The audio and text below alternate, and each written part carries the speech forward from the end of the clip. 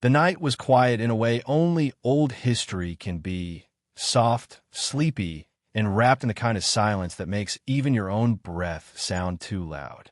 It was the kind of quiet that belongs to dusty libraries, creaking floorboards, and stories almost forgotten. And maybe that's why the tale began the way it did. Slowly, like a candlelight flickering to life, revealing the edges of a world filled with secrets that were never meant to be uncovered. Most people think the Victorian era was all manners, lace gloves, polished tea sets, and strict rules about what women could and couldn't do. They imagine a world where everyone whispered politely, straightened their posture, and never stepped out of line. But behind those stiff collars and polished shoes were lives more complicated, and sometimes more scandalous, than the stories ever allowed the world to remember. And that was especially true for the women who refused to let the era define them. The first whispers about them came from old letters found in a forgotten trunk in a quiet attic. The handwriting was faded, the ink almost gone, but the words were still strong enough to stir something strange. Curiosity mixed with uneasiness. The letters didn't talk about queens or duchesses or the well-behaved ladies who followed every rule. They talked about the women who didn't. Women who slipped through society's fingers like light through cracks. Women whose stories were buried because someone once believed they were too daring, too bold, too disruptive for their time. The letters were scattered, incomplete, and some were torn right down the middle, as if someone had tried to erase the truth but didn't quite succeed. Whoever had kept them clearly wanted them hidden. But history, even the kind meant to be buried, has a way of breathing again when someone finally pays attention. Tonight, as you settle in and let your eyes grow heavy, these stories will unfold slowly. They won't jump out with sharp corners or loud secrets. They'll drift toward you the way warm air rises from an old book, soft at first, then deeper, pulling you quietly into a past that was far less calm than the people living in it pretended. One of the first letters mentioned a name, Lydia Halstead. No title, no family description, no polite introduction. Just a name, written with a rushed hand as if the writer didn't have much time left. Beneath it was a short line. She refused to live the life they planned for her. No explanation, no details. Just that one sentence that felt like both a warning and an invitation. Another letter talked about Clara Whitford, a woman who had apparently turned half of London upside down without ever raising her voice. She had a way of moving through rooms without being ignored, even though society tried its best to pretend she wasn't there. People whispered her name in the same breath as unexpected inheritances, strange disappearances, and a few events so confused that historians still don't know what truly happened. A third letter mentioned a woman only called Em, as if saying her full name out loud might have stirred something dangerous. She was described as quiet, observant, and brilliant in a way most Victorians didn't have the patience to understand. Yet every note about her ended with the same phrase. She saw what no one else saw. The letters didn't explain what that meant. They only hinted that her story was connected to the others, woven into a larger mystery that still didn't make sense. At first, these fragments felt random, like someone had scribbled pieces of half-finished stories without caring if they were ever read. But the deeper you looked, the more it felt like these women weren't just individuals living separate lives. Their lives overlapped. Sometimes in shadows, sometimes in crowded halls, sometimes in places where no proper Victorian lady was ever supposed to be. And that was when the pattern began to show itself. Not in any dramatic way, and not like a detective ripping open a file with perfect clarity. Instead, it arrived like a soft whisper at the edge of your thoughts. Something about these women connected them. Something strange enough that the person who collected these letters felt the need to hide them for over a century. The tone of the letters changed, too. The early ones were almost gentle, like someone writing personal notes to remember details. But the later letters felt nervous. Words were crossed out, rewritten, then crossed out again. Margins were filled with jagged lines instead of calm script. One page even had smudges that looked suspiciously like fingerprints dragged across the ink, as if the writer's hands shook while they worked. Whoever they were, Something unsettled them deeply. And maybe it wasn't the women themselves, but the truth surrounding them. The Victorian era loved order. It loved rules. It loved defining people so neatly that everyone fit into a tidy box. Gentlemen behaved. Ladies behaved even more. And anyone who didn't fit those boxes, well, history often tried not to talk about them at all. These letters were clearly never meant to be found. Yet here they were, revealing pieces of lives more dramatic, more messy, and more human than the polished stories found in schoolbooks. The women in these pages weren't perfect. They made mistakes, they took risks, and they pushed against the wall society built around them. Some did it to protect people they loved. Some did it for freedom. Some did it simply because living quietly felt too much like fading away. But whatever their reasons, they left a trail, small, fragile, and nearly erased, leading to a truth that even now doesn't feel fully safe. The final letter in the box was different from the rest. The paper was thicker, the ink darker, and the handwriting slower, as if the writer had taken their time. It didn't mention a name this time. It didn't describe a scandal or hint at rumor. It simply said, "If you're reading this, then you've found what I couldn't destroy. But understand this, these stories are only the beginning. The real question is not who these women were, but what they discovered." And then beneath that line, almost invisible, "Do not trust the timeline." The meaning was unclear. Maybe it always was. Maybe it wasn't meant for us at all. But there was something haunting about the way those words were written, as if the writer feared what would happen if anyone misunderstood their warning. The letters ended there. No explanation, no conclusion, just a quiet message left suspended in time, waiting for someone patient enough to follow it. Now, as the story opens and the candles of the Victorian world burn softly in your imagination, we step into the shadows these women left behind. The scandals linked to them weren't the loud, destructive kind that tabloids love today. They were smaller, more personal, shaped by choices that seemed simple at first but changed everything around them. Some involved forbidden conversations whispered behind closed doors. Others involved secrets powerful enough to threaten the reputations of entire families. A few involved decisions that would have been harmless in any other era, but were dangerous in a world where women were expected to stay silent.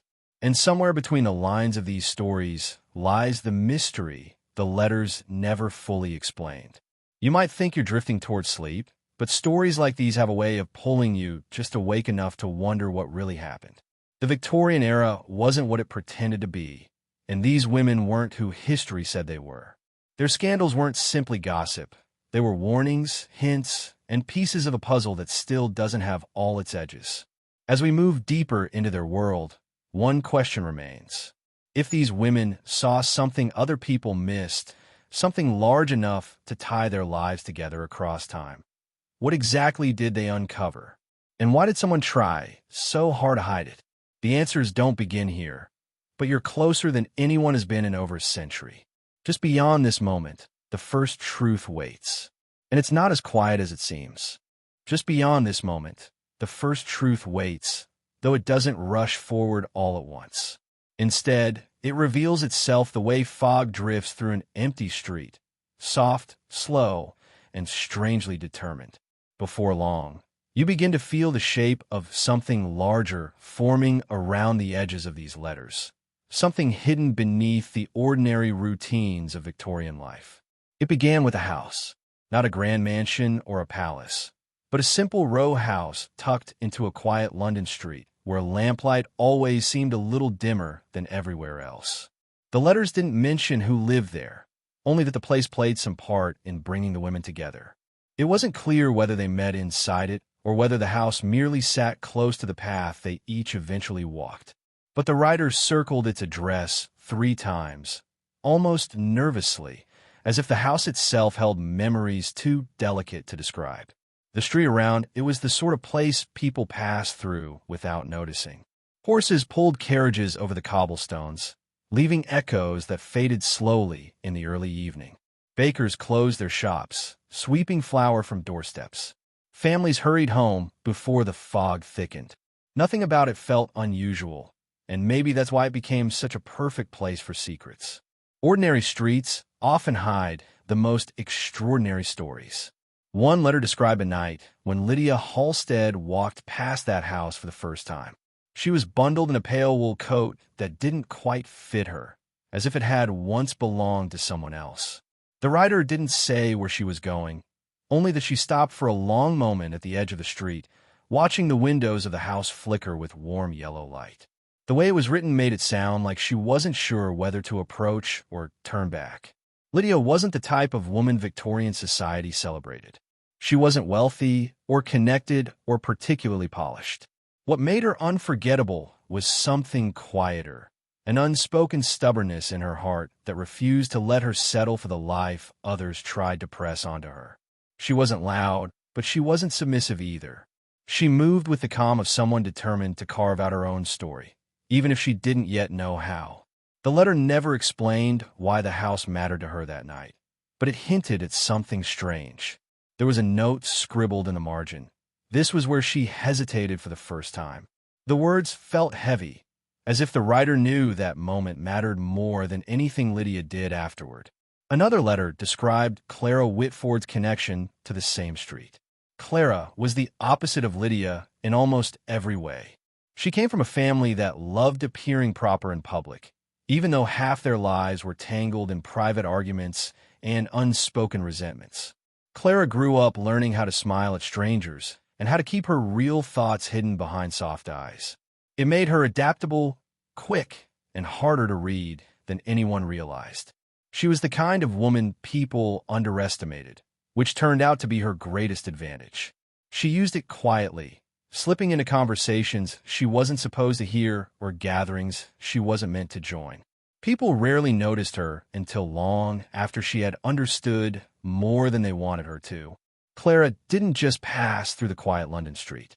She lived there for a short time, according to the letters, though the writer never explained why she left. She rented a small attic room in one of the nearby houses, overlooking the same row home Lydia had paused in front of. Every morning, she watched people come and go beneath her window. Some she recognized, some she didn't. But she grew familiar with the rhythm of the street, the way the lamplighter always arrived a few minutes late, the way the fog gathered first near the gutters, the way the mysterious row house kept its curtains drawn even during the day. One morning, she noticed something unusual. A carriage stopped in front of that house, leaving behind someone who didn't appear in any of the other letters. A woman dressed in simple clothing, carrying a small bag and staring up at the house with the same hesitation Lydia once showed. Clara didn't know her name then, but the writer referred to her only as Yem, the quiet observer who saw what no one else saw. Yem didn't stay long. She entered the house just before noon, and by the time the sky darkened, she was gone again. But something about that brief visit seemed to unsettle Clara enough that she mentioned it in her own small notes later. Or at least, that's what the letter suggested. The writer claimed to have seen Clara's private journal once, though no one knows where that journal is now. There was another detail in this letter that stood out more than the rest. Clara apparently wrote one line about E.M.'s visit that the writer copied word for word. She looked at the house as if she already knew what was inside. That line hasn't left the story since it was found. It lingers in the mind with a quiet unease, as if the writer knew it carried a meaning too large to ignore. But if the house connected Lydia, Clara, and E.M., the letters never explained how. They only suggested that whatever happened there wasn't meant to be spoken aloud. A page near the bottom of the stack had a sharp tear, as if someone tried to rip away the answers. But the ink around the torn part hinted at a sentence that was never completed. They did not go there for themselves. Then nothing.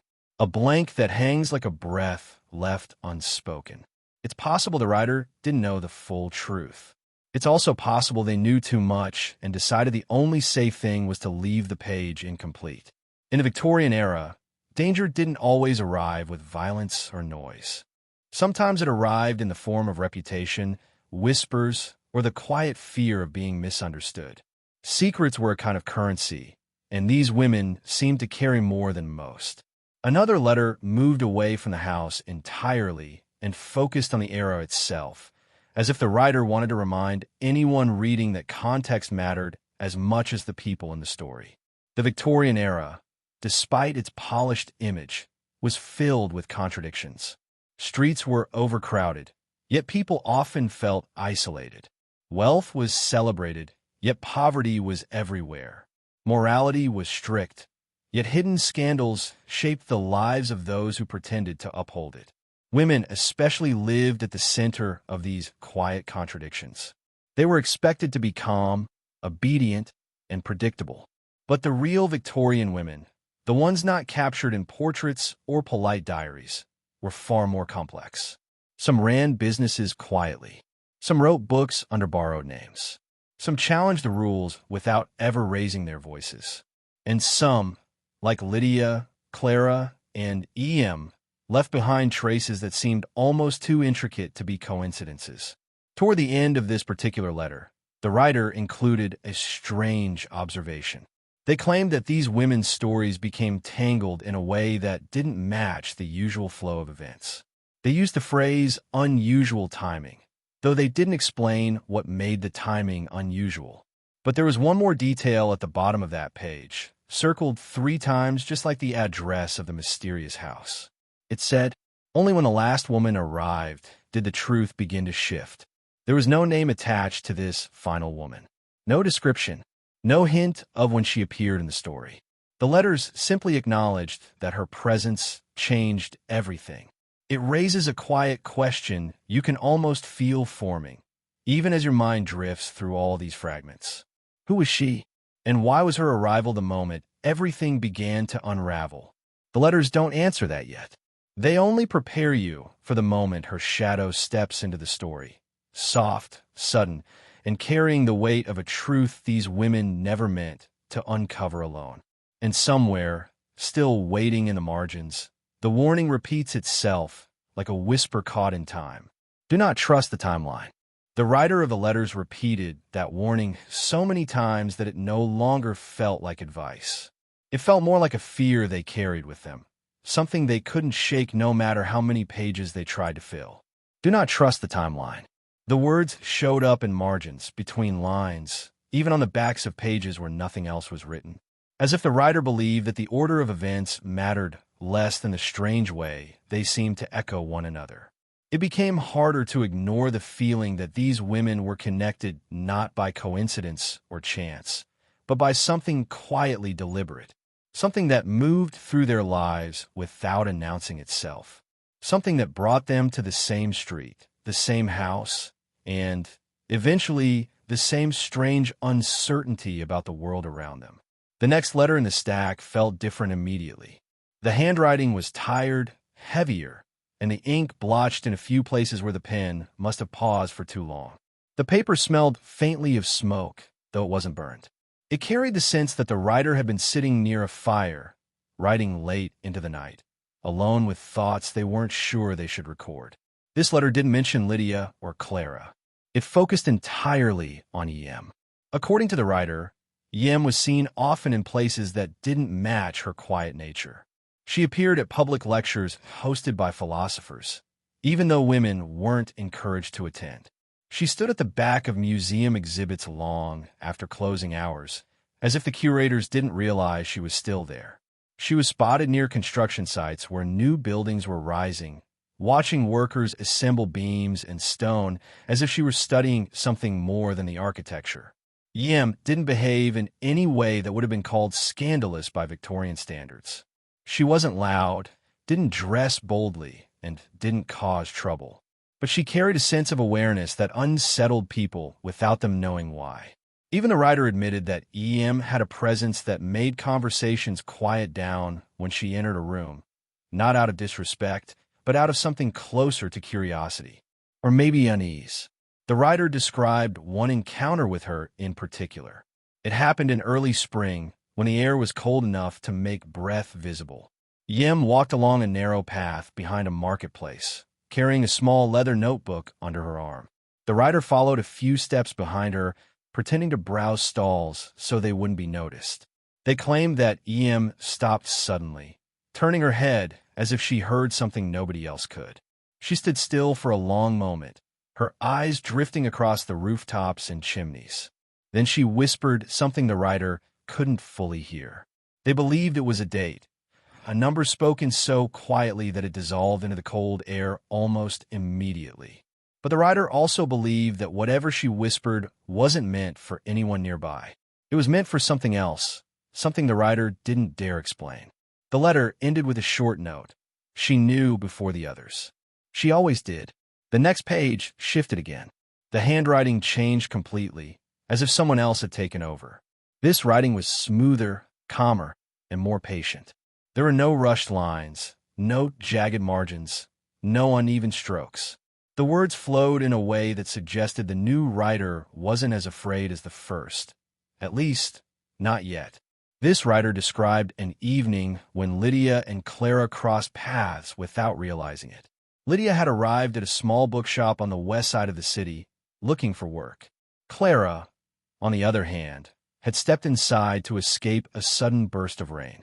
The two women didn't speak. They didn't even look at each other directly. But the writer believed this moment mattered. They described Lydia standing by the counter, brushing raindrops from her sleeves. Clara stood near the back, pretending to read while watching the storm pour down outside.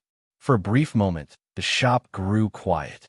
The people inside paused, listening to the rain beat against the windows. And in that small silence, Lydia's reflection appeared in the glass near Clara. Clara looked up just long enough to see it. The writer explained it so softly that the sentence felt like a breath on paper. The first thread was pulled that day, though neither woman noticed. It didn't say what the thread meant, only that something in that fleeting reflection marked the beginning of the connection forming between them, a connection that would eventually lead them all to the same mystery. Another letter described the streets of London in those months. The writer paid more attention to the atmosphere than the events. They wrote about the dark corners where lamplight couldn't reach, the carriages passing through fog thick enough to blur the outlines of horses, and the way the city seemed to hold its breath at dusk. It was as if London itself sensed a shift coming. Something small at first, barely noticeable, but steady and persistent. The writer claimed that in the weeks following Lydia and Clara's near encounter, more unusual things began happening around the city. Not dramatic events, but small, subtle changes. Conversations cut off mid-sentence. People hesitated at doorways for no clear reason. Clocks in certain shops fell minutes behind, even though they had been wound tightly every morning. These odd details seemed harmless, but the writer emphasized them quietly, as if building a pattern the reader wasn't meant to ignore. Then came the mention of the fourth woman. Not her name, not her appearance, just her presence. One line in the letter stated, "She stepped into their story without ever stepping into their path." It didn't explain what that meant. But the writer insisted that this fourth woman had been there all along, hidden in plain sight, shaping events without ever revealing herself. She was the kind of person history rarely records because she moved too quietly to leave obvious traces. The writer suggested she understood something the others didn't. Something about the letters. Something about the house. Something about the strange timing that made the writer repeat the same warning again. Do not trust the timeline. The letter ended with a detail so small it might have been overlooked if it weren't circled in trembling ink. It described an ordinary evening when all four women, Lydia, Clara, E.M., and the unnamed fourth, looked at the same crescent moon from different parts of the city. None of them knew the others were looking, but the writer believed that moment marked the beginning of the story truly unfolding, as if the moon, hanging quietly above the rooftops, saw what they couldn't yet see. A convergence, a shift, a ripple in the quiet fabric of their separate lives. And whatever waited beyond that moment, the letters grew more cautious to describe. Some pages were missing entirely. Some were smudged beyond reading. But all of them carried the same quiet promise. Everything was about to change, and the next part of the story wasn't going to be gentle. Not even for the women strong enough to survive the Victorian world's expectations. In the days after the four women looked up at the same crescent moon without knowing it, the city settled back into its usual rhythm. But something beneath that rhythm felt slightly off. It was the kind of difference only people who paid close attention would notice.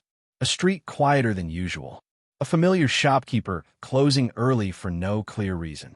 A neighbor who usually greeted others suddenly avoiding eye contact. Nothing extraordinary, but everything faintly shifted, like London itself was rearranging its shadows. The letters suggested that the shift began long before the women realized it. Some early pages traced their lives separately, as if the writer wanted you to understand who they were before the story drew them together. Lydia Halstead's background was written with gentle honesty. She was born in a modest household where resources were limited, but warmth was steady. Her mother worked long hours as a seamstress. Her father repaired watches, which meant he spent his days with tiny gears and delicate springs. Lydia grew up listening to the quiet clicking of his tools, a sound she later associated with patience. But patience did not come easily to her. She was restless in ways she couldn't explain. She often wandered outside longer than she was supposed to, drawn to the corners of the city where stories whispered through old brick and narrow alleys.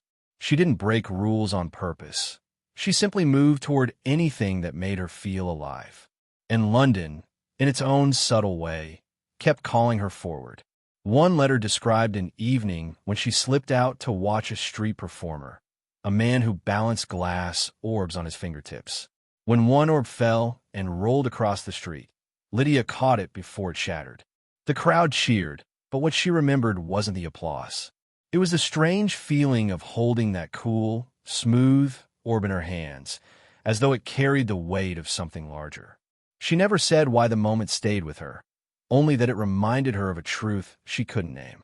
Clara Whitford's early story was different. She lived in a household full of politeness but little warmth. Her parents insisted on proper posture, proper speech, proper friends, proper expectations. Clara learned to navigate these demands with quiet skill, but inside she carried a different world, one full of curiosity and questions she never said out loud. She watched people closely, studied their gestures, their pauses, their small slip-ups. It wasn't judgment, it was understanding. A letter mentioned Clara's habit of writing things down in a small notebook she hid under her pillow. It wasn't a diary. It was more like a collection of observations, phrases people dropped, moments that didn't fit the pattern, details that felt off. Clara never explained the purpose of this habit. She simply couldn't shake the feeling that the world was full of things most people overlooked. And she didn't want to overlook anything. EM's background remained the most mysterious. The letters never revealed her full name, only the initials. They didn't mention where she was born or who raised her. Instead, they focused on the strange way she moved through the world. She seemed to appear suddenly in the records, first at a natural history museum, then at a small mathematics lecture, then near the docks observing the patterns of incoming ships. But the writer insisted these appearances weren't random. Each place, they claimed, held a quiet connection to the next, though the letters had a way of circling around the explanation without ever landing on it. Yem seemed to carry a private map in her mind, one that had nothing to do with streets or landmarks. It was something deeper, patterns, signals, rhythms that others didn't notice. One letter described her sitting alone by the river at dusk, watching the tide pull back. She had a notebook like Clara, but she wrote only numbers and dates. She didn't draw lines connecting them, but the writer believed they were connected all the same. The fourth woman, still unnamed, remained only a whisper in the background. The letters never gave her a clear introduction, but every now and then, the writer would mention the faint outline of her presence. A silhouette passing behind a curtain. A voice overheard in a crowded market. A sense of familiarity that didn't match any face in the letters. She existed like a shadow that moved ahead of the story rather than within it. The letters then shifted to the setting itself, as if the writer understood that the city was as much a character as the women. Victorian London was a world of contrasts. Grand theaters stood only a few streets away from crowded boarding houses. Brightly lit dinner halls were separated from muddy alleyways by a single wall. The city was full of life, but it was also full of secrets, small ones, personal ones, even historical ones that had never been fully understood. The writer suggested that the secrets of the women's lives were deeply intertwined with the secrets of the city. Not dramatically, not in ways that shook buildings or changed history, but in quiet, human ways that mattered to those who lived inside them. One letter described an event that happened months before the women's lives began to cross. An old clock tower near the river slowed down unexpectedly. The clockmaker who maintained it could not explain the delay. The gears were clean. The weights were correct. The pendulum swung evenly. Yet the clock refused to keep proper time. Most people laughed it off as mechanical failure. But the writer suggested that the clock behaved strangely again the night Lydia paused outside the mysterious row house. The same delay happened weeks later on the night Clara saw Yim enter the house. It wasn't a dramatic detail, just an odd repetition. But the writer circled these dates, almost nervously, as if trying to draw attention to something the reader wouldn't otherwise notice. The letters also described strange, quiet coincidences involving the women before they met. Lydia once bought a book from a second-hand stall, a book Clara had sold earlier that same week. Yim walked through a marketplace just minutes after the unnamed fourth woman left, leaving behind a single folded note on a wooden crate. A child found it later and gave it to his mother, who threw it away without reading it. The writer called these moments the small crossings, insisting they mattered more than the larger events that came later. They were like the first ripples of a stone dropped into a still pond, barely visible, but already changing everything underneath. Then came one final detail in this part of the letters. It was written softly, almost reluctantly. The writer said that each woman experienced a moment, quiet, personal, and impossible to explain, when they felt as if someone had been watching over their shoulder. Not in a frightening way, but in a way that made the air feel heavier, like a presence had briefly stepped too close before drifting away again. None of the women ever spoke of it. None of them even seemed to understand it. But the writer believed this shared experience was the true beginning of what would later unfold. The letters ended this section with a sentence that felt like the soft exhale of a secret not yet ready to be revealed. The truth was already moving toward them, even before they knew they were part of the same story. And somewhere, among the missing pages and unfinished lines, the unanswered question continued to hang in the air, quiet, steady, and waiting. What exactly was moving toward them? The quiet street outside had settled into a soft hush, like the city itself was leaning in to listen. But inside Eleanor's little study, the air felt heavier than before. She stayed seated for a long moment, her fingers lightly touching the spine of the journal, as if it might jolt awake and speak again. The low fire in the corner crackled, throwing a warm orange glow across her notes, but nothing inside her felt warm. Instead, she felt a strange pull, an itch beneath the calm surface, like she had opened something she wasn't supposed to. She finally closed the journal, but only halfway, as though afraid to shut it completely. The whispers of the Victorian era still seemed to circle the room. Eleanor had wanted to tell quiet stories to help people drift to sleep, tales about fashion, etiquette, candlelit dinners, and the gentle rhythm of old-fashioned life. But now she realized that behind the lace curtains and polished manners was something darker, far more alive than she had expected. She reached for her notebook and began jotting down what she remembered. Lady Warwick, Clara Vale, the mysterious phrase, even the quiet ones leave a trail. There were connections here, she just didn't know what they meant yet. Victorian scandals weren't new to her. She had researched plenty for her Sleepy History series, but none had ever felt personal or urgent. They were just stories. Interesting, sometimes surprising, but distant. This was different. This felt like a voice had been waiting for someone to pick up this journal after more than a century. Eleanor tried to shake off the feeling and leaned back in her chair, letting her breathing slow. She told herself she was imagining things, that the strange heaviness was simply the weight of learning too much too quickly. Victorian society had always been full of layered secrets, hidden marriages, coded letters, affairs disguised as charity work, reputations built on illusions. It only made sense that someone like Clara Vale would have lived a complicated life. Still, the question lingered. Why did it feel like the story was pulling her in rather than her digging it out?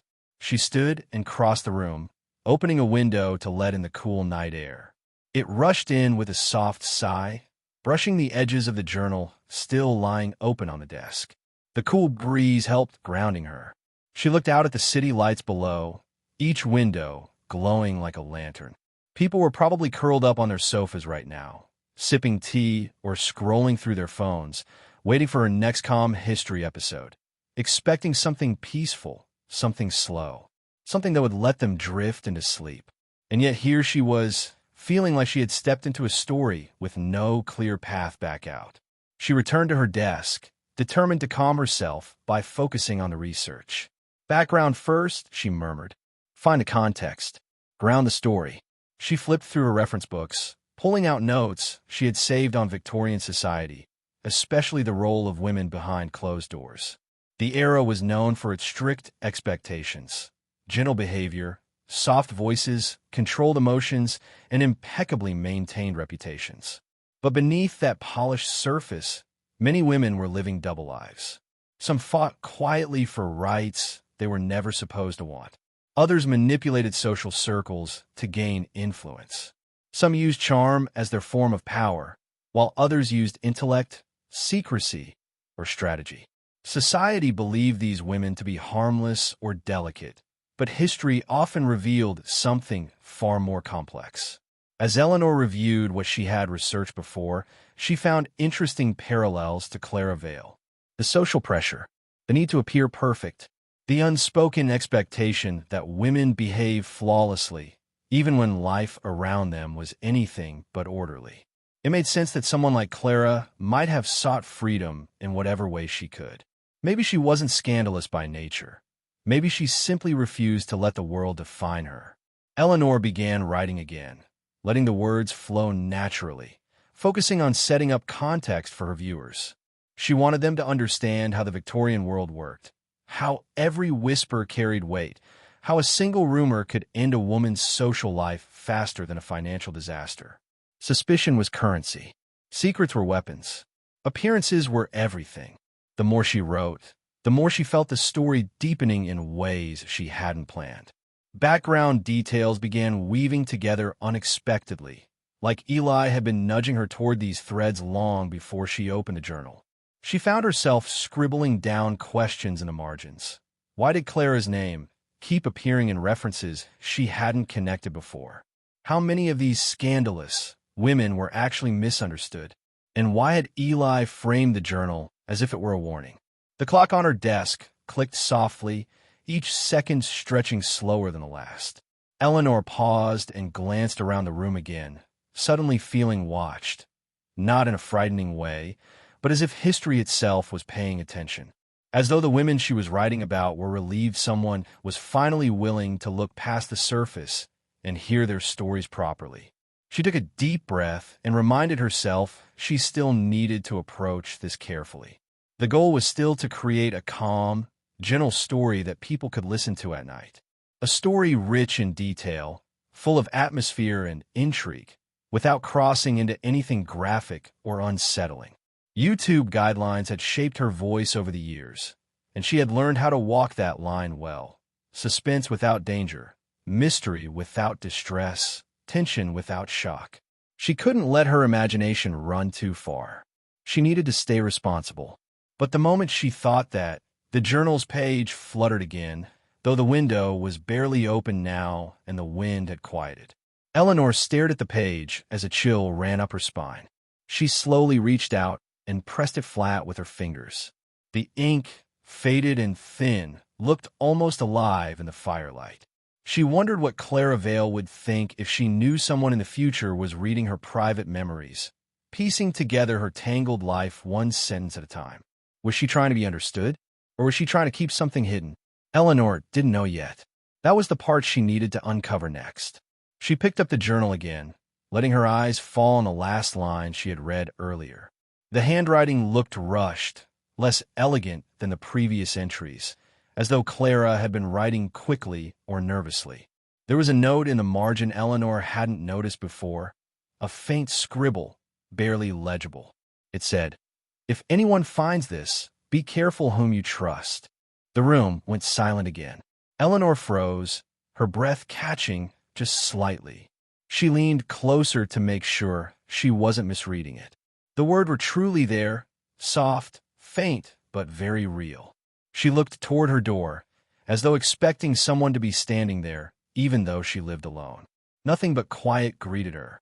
She lowered the journal slowly, feeling her heartbeat pick up, not out of fear, but from an unexpected rush of curiosity. This was no longer just a simple introduction to a sleepy Victorian story. It was the beginning of something bigger, something layered, something waiting, something unfinished. She placed the journal gently back onto the desk, closed it halfway again, and sat back with a long, steady breath. There was more to uncover, and she could feel, deeply, undeniably, that the next pages were going to change everything. Eleanor didn't open the journal again right away. She just sat there with it resting under her hand, feeling the soft, worn cover warm beneath her skin. The weight of it seemed different now. Before, it had felt like a window into the past. Now it felt like a door to something still unfinished, something that had been waiting a long time to be noticed. The warning written in the margin kept circling her mind. Be careful whom you trust. She wondered if Clara had written it with a sense of urgency, or if it had been meant for someone specific, someone from her own time. Or maybe, strangely, it was meant for anyone who dared to look too closely. The room had grown darker as night deepened. Eleanor turned on a soft lamp, the kind that glowed rather than shined, filling the space with warm, gentle light. She reached for her steaming mug of tea, hoping it might help her unravel the conflicted thoughts twisting in her chest. Her sleepy history stories usually flowed easily, calm pacing, simple rhythms, slow layers of mystery. But right now, there was nothing calm happening inside her. She needed perspective. She needed to understand the patterns forming in front of her before she let the story take control. So she shifted her focus to digging deeper into the background surrounding Clara Vale. The more she thought about Clara, the more the era itself seemed to expand around her. Victorian London was a world of contradictions, quiet parlors by day, whispered rumors by night, polished manners hiding turbulent secrets, women forced into perfect poses while dealing with real, messy, human struggles no one wanted to acknowledge. Clara wasn't the only woman whose name kept resurfacing in Eleanor's research in odd places. There was Lady Warwick, known for her charm and influence. Though her diaries implied she battled loneliness more than scandal. There was Elise Harrow, an artist whose work sold in secret because she wasn't permitted to display it publicly. There was Marianne Locke, whose charity work masked her financial troubles. Individually, they were interesting women with complex lives. But taken together, they formed something unexpected, a pattern Eleanor couldn't ignore. Each one had been called scandalous in her own time. Each one had been judged in ways that didn't seem fair or proportional. And each one had left behind fragmented traces that suggested something deeper. Coded letters, missing pages, abrupt endings to their documented stories. Eleanor began to wonder if their reputations had been shaped by more than rumors or strict Victorian expectations. Maybe these women had crossed paths somehow, or shared a secret of their own. She found herself pulling books off shelves, flipping through old notes and pages she had bookmarked years ago. At first, nothing jumped out, but then she noticed something small and strange. Each of these women had been mentioned in one same publication, an obscure Victorian newsletter known for covering social anomalies. The phrasing alone made her uncomfortable. It was a publication she'd meant to read in full, but had always brushed aside because the writing style was dry and the tone judgmental. Now, she wondered why all these women had ended up on its pages. She scanned through her digital copy, the language stiff, full of moral warnings that felt exaggerated even by Victorian standards. The articles hinted at deviations from acceptable behavior, but the descriptions were vague, as though the writers wanted to imply scandal without committing to specifics. It made Eleanor wonder if these women had been targeted, maybe not for misbehavior, but for stepping outside the rigid expectations of their time. Being too bold, too curious, too unafraid of questioning norms. And then she noticed something else. The publication date connected all their mentions to a particular year, one she hadn't paid attention to before. It was the same year Clara's journal entries abruptly stopped. A quiet knot tightened in her stomach. Coincidence? Or something waiting to be pieced together? The soft creak of her apartment floor made her shoulders jump slightly. She exhaled slowly, trying to steady herself. She knew the tension she felt came partly from the hour and partly from the strange emotional pull of the research. She reminded herself she was still writing sleepy history, still guiding her audience through gentle exploration, still working within safe and respectful boundaries. Nothing here would cross lines. Everything would stay focused on historical context, human decisions, misunderstandings, and the quiet burdens carried by people in the past. But she couldn't deny the suspense building around the story. She leaned back, letting the pieces move in her mind. What connected Lady Warwick, Elise Harrow, Marianne Locke, and Clara Vale? Were they simply women living complicated lives in a strict era? Or had they been part of something bigger, something the society of their time had tried to suppress or distort? Another thought entered her mind, one she hadn't considered before. What if the rumors about them had been fabricated or exaggerated for reasons unrelated to morality?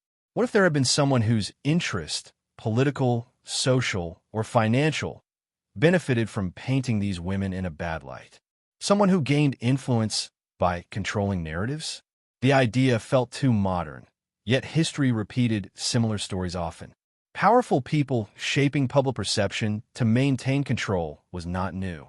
Even in the Victorian era, reputation could be used as a tool. She whispered to herself. So who wanted them silenced?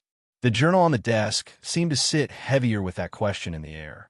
She opened it again, slowly this time, turning the page past the warning. The next entry began with an odd shift in tone, as if Clara had begun writing more cautiously. She described an evening gathering, noting who attended and who stood apart from the others. She mentioned overhearing fragments of conversation that didn't make sense to her at the time. Patterns everywhere, Clara wrote, but no one seems to see them. The word patterns repeated 3 times in the next few lines. Eleanor circled it in her notebook. Clara mentioned a man, a quiet figure she didn't know well, watching her from across the room. Not threatening, not intrusive, but curious. Too curious. He asked her odd questions about her friends, about her habits, about her beliefs. Clara had brushed it off as social awkwardness, but now, rereading it, Eleanor sensed something more behind her words. Clara described feeling, followed by intention rather than footsteps. Eleanor sat back again, letting a slow breath spill out. Clara wasn't writing about danger in a dramatic sense. She wasn't describing anything alarming or inappropriate.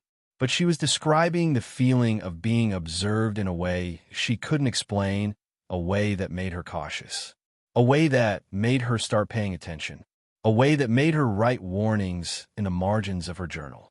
Eleanor closed the book gently and let the silence stretch across the room. She realized now that the main conflict was no longer just the mysteries surrounding Victorian scandals. It was the possibility of a deeper, more deliberate effort to shape the stories of these women. Something about their lives had been misrepresented or buried, and Clara had tried to leave clues for someone to find. And now Eleanor had found them. But she didn't know yet what any of it meant. All she knew was that each fragment she uncovered pulled her further into the story, deeper into the unresolved tension that seemed to rise from the past and settle into her present. And with every step, the question grew sharper. If Clara was afraid of trusting the wrong person in her time, who should Eleanor trust in hers? The answer wasn't clear, but she could feel that the next discovery would bring her closer to the truth and closer to the heart of the conflict waiting in the shadows of history. And none of it was resolved yet. Eleanor stayed seated in the quiet room, letting the last sentence in Clara's journal echo inside her mind. The longer she stared at the page, the more she felt the weight of the unresolved threads pulling at her. She had meant to study Victorian society with gentle curiosity, to share small, calming pieces of history with people trying to fall asleep. But now it felt like she had stepped into the middle of someone else's unfinished story, one that had waited more than a century for someone willing to look past the surface. She pulled her cardigan tighter around her shoulders and leaned over the notebook where she had been gathering clues. On one page, she listed the names again: Lady Warwick, Elise Harrow, Mary Ann Locke, Clara Vale, all labeled scandalous in one way or another, but none fitting the definition the old newspapers insisted on. They weren't reckless or dangerous or destructive. They were independent, intelligent, curious, traits Victorian society often interpreted as trouble when possessed by women. The sunlight from the early morning had faded completely now, leaving the lamp on her desk the only warm glow in the room. Shadows stretched across the floor, long and quiet, as Eleanor went back through Clara's entries, searching for anything she might have missed. She found little details she hadn't noticed before: names scribbled in the margins, brief mentions of unexplained meetings, references to conversations that Clara wrote about but never fully explained. One name kept appearing, circled once and underlined twice: A. Morton. Eleanor whispered the name. It didn't ring any bells. It wasn't someone she recognized from the other women's histories, nor from any of the publications she had reviewed earlier. She searched her own notes for it, but found nothing. That made her feel uneasy, like she had stumbled onto a piece of the puzzle that was supposed to stay hidden. She took a deep breath and turned to her laptop, typing it softly into her digital documents. A few obscure references popped up, none significant: a family of merchants, a minor office clerk, a teacher. But those didn't align with Clara's descriptions. Clara wrote about Morton like he was someone with influence, someone who moved through rooms with quiet authority, someone people noticed but never questioned. Eleanor wondered if he had been part of a social group or a private circle of some sort. Something exclusive, something tucked behind the respectable layers of Victorian etiquette. Many such circles existed then, often invisible to public eyes. People often assumed the Victorian era was rigid and transparent, but it was full of hidden networks and private alliances. Not secret societies in a dramatic sense, but intimate groups where decisions were made and social influence quietly shifted. Clara described Morton in a way that made Eleanor's chest tighten with a mix of curiosity and unease. He watches everything, yet stays untouched by it. People lower their voices when he walks by, even when they're speaking about harmless things. It feels as though they carry some invisible fear of disappointing him. Eleanor tapped her pen on the notebook softly. That didn't sound like an ordinary social figure. That sounded like someone who controlled narratives, or someone who controlled people who control narratives. And suddenly, the old newspaper's strange warnings, the vague accusations, the disproportionate attention on these four women, everything began to feel threaded together in a more deliberate pattern. She pushed the journal aside for a moment and closed her eyes, letting her mind settle into the atmosphere of the story she was creating. She needed to remain calm and careful. She reminded herself again to stay away from anything too alarming. Everything she described needed to remain rooted in historical context and human emotion, not sensationalized drama. Suspense was fine. Suspense was part of storytelling, but she had to keep it within the gentle, safe tone her viewers expected. Still, the tension in the narrative continued to rise naturally, just from what history had left behind.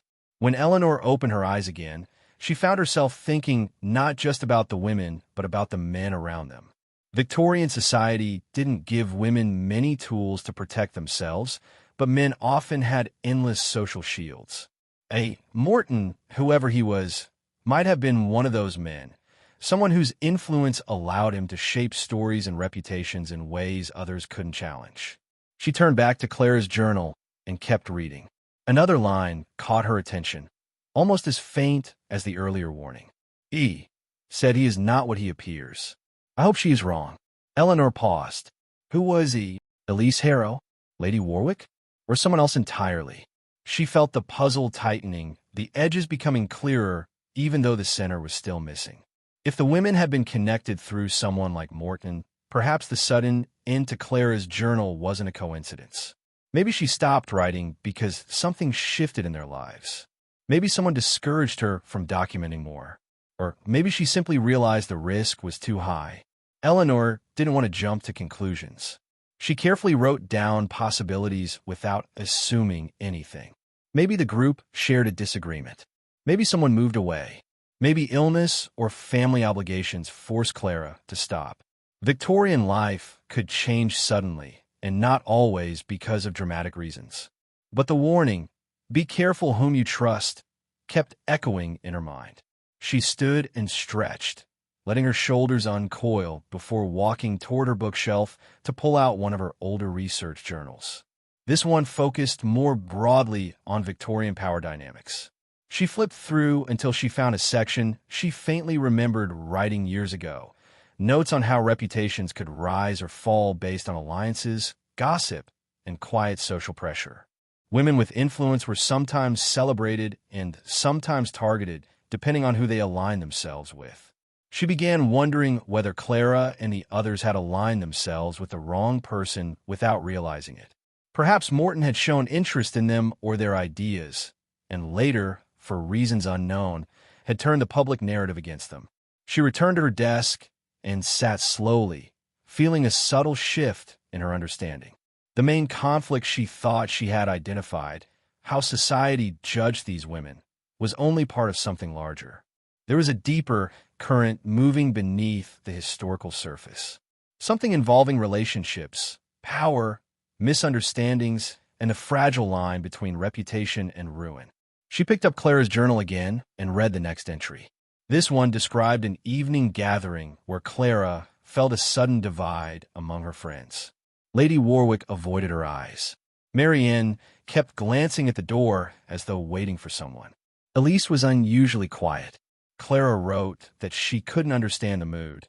It was as if all three of them had been told something she wasn't aware of. And then the last line of the entry made Eleanor's fingers freeze on the page. Morton spoke to them before I arrived. The tension uncoiled slowly inside her chest, spreading out like ripples on a still lake. Something had happened that night. Something that affected all four women. Something that shifted the way they saw one another.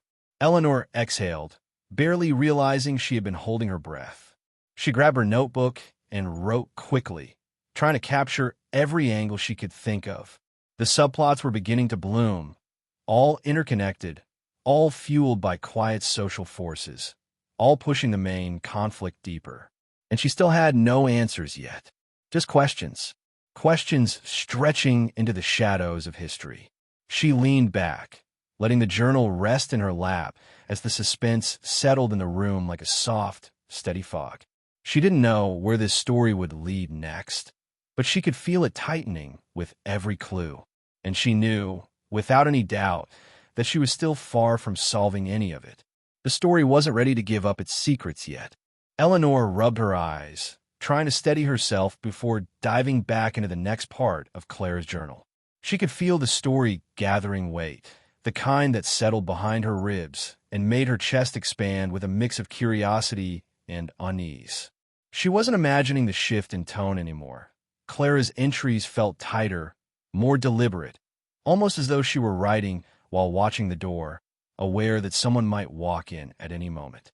The room around Eleanor stayed quiet, the soft lamp casting a steady glow across her notes. Outside, the night felt deep and unmoving, the kind that made small sounds seem louder. She took a slow breath and continued reading. Clara wrote about the days following that strange gathering. Her friends had grown distant, not in a dramatic or hostile way, but subtly, like people carrying a secret too heavy to pretend nothing had changed.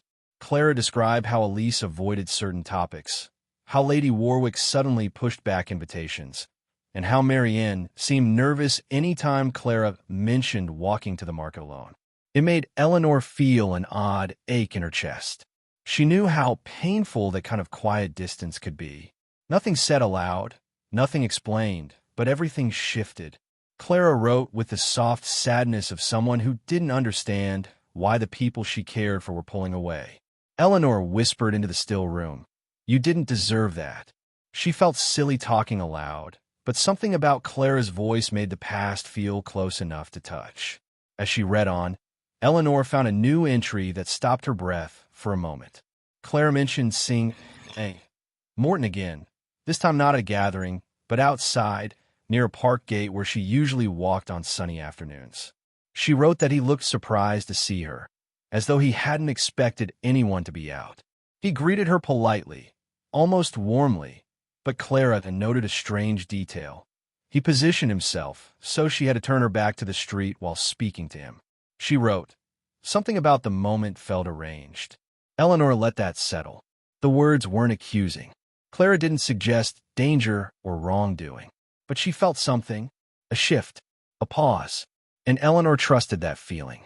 She flipped to the next entry, which described Clara returning home unsettled. Her housekeeper asked if anything was wrong, but Clara claimed she was simply tired. Then Clara added a line that made Eleanor grip the edges of the book. "I do not want to worry anyone until I understand what is happening." It was a sentence that always appeared before something important in historical narratives. The moment before the thread tightens. Eleanor leaned back, staring at the ceiling as she let the pieces rearrange themselves in her mind. She didn't want to leap to conclusions, but she couldn't ignore the growing pattern. Clara sensed she was being watched, her friends were pulling away, and Morton appeared in places that didn't make sense. But instead of danger, the real heart of the story felt rooted in confusion, in miscommunication, in quiet social forces pushing people apart without explanation. She reminded herself again that everything needed to remain grounded. Nothing extreme, nothing that would violate YouTube's guidelines or drift into unsafe territory. This was about history, atmosphere, human relationships, and the unspoken tensions of the Victorian era. That alone carried enough suspense. She turned to her own notes again, scribbling down her theories. Maybe Morton was involved in something political. Maybe he had influence in their social circles. Maybe he disapproved of their independence. Maybe he admired them and others misread it. Maybe he misunderstood them, or they misunderstood him. The possibilities multiplied, each one shaping the conflict in different ways. Eleanor wrote softly to herself, "Not everything hidden is dangerous. Sometimes it's just complicated." She believed that. Most historical conflicts weren't as dramatic as fiction made them. They were built on rumors, pride, misunderstandings, and the pressure to maintain appearances. She returned to the journal, determined to follow Clara's path. In the following pages, Clara talked about trying to reconnect with her friends. She visited Elise at her studio, but Elise seemed distracted, her brush trembling slightly as she worked. Elise apologized, claiming she was overwhelmed by commissions, but there was tension in her voice, tight, almost rehearsed. She told Clara they should meet again soon, but her eyes didn't match her smile. Clara didn't push. She simply wrote, "Something is being kept from me." Eleanor felt that line sharply. It echoed the way Clara had described another moment, one written weeks earlier, when she had overheard people lower their voices at her approach. She wasn't imagining it. Something really had shifted. The next entry described Lady Warwick sending a letter, short, polite, distant. She apologized for being unavailable and hoped Clara understood. But the wording was stiff, unusual for someone who used to write with warmth and friendliness. Clara ended the entry with another quiet truth. "They're afraid of something. I only wish I knew what."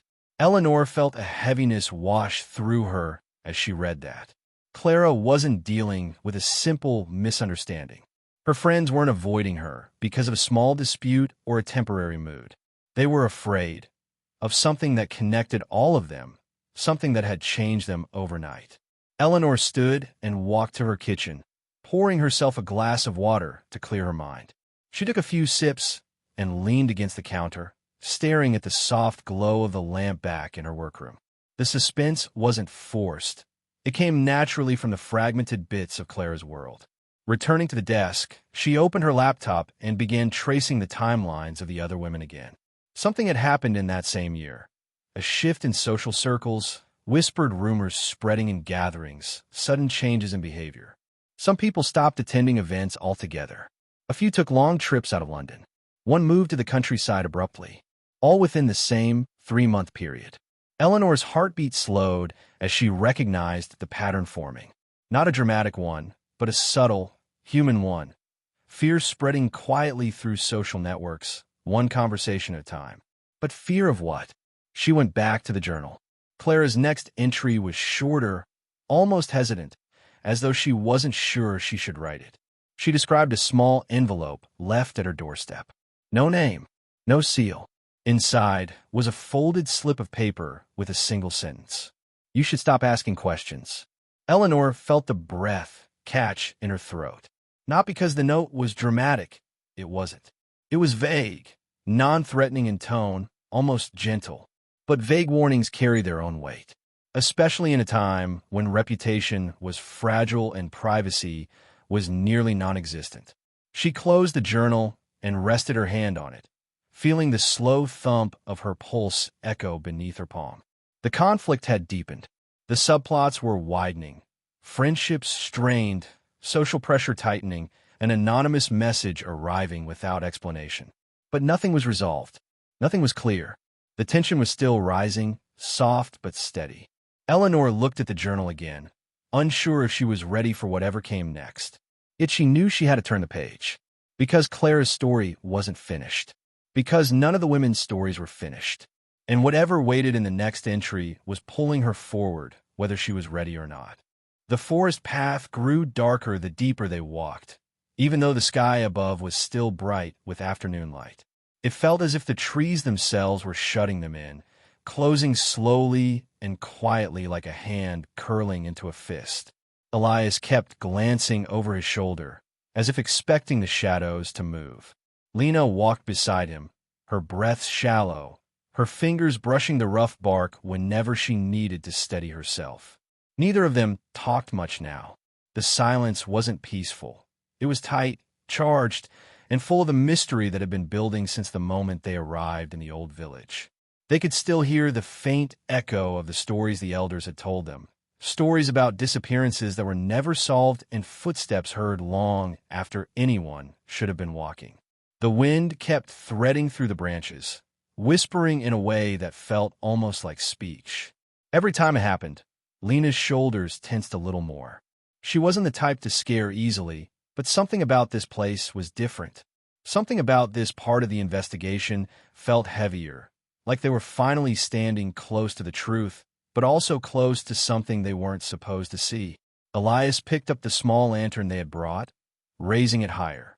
The beam trembled in his hand, throwing narrow light across roots, leaves, and the uneven dirt.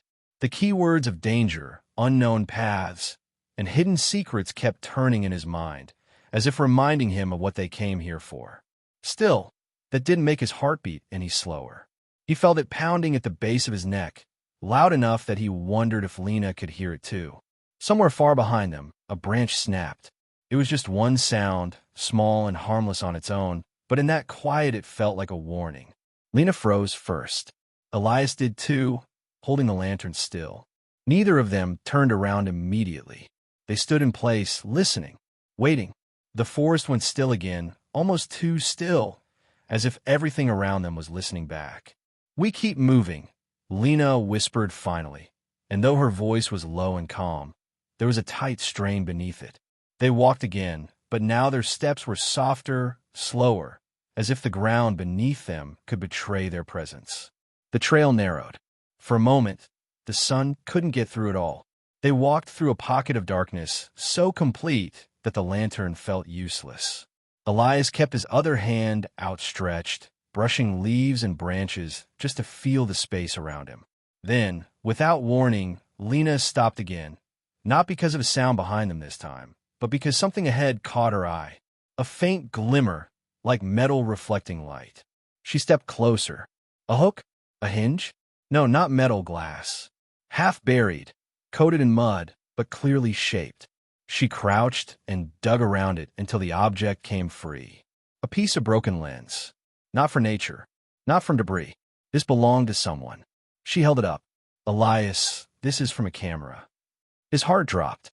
They had heard stories of a reporter who vanished here decades ago, someone who claimed they were close to exposing a hidden truth in the region.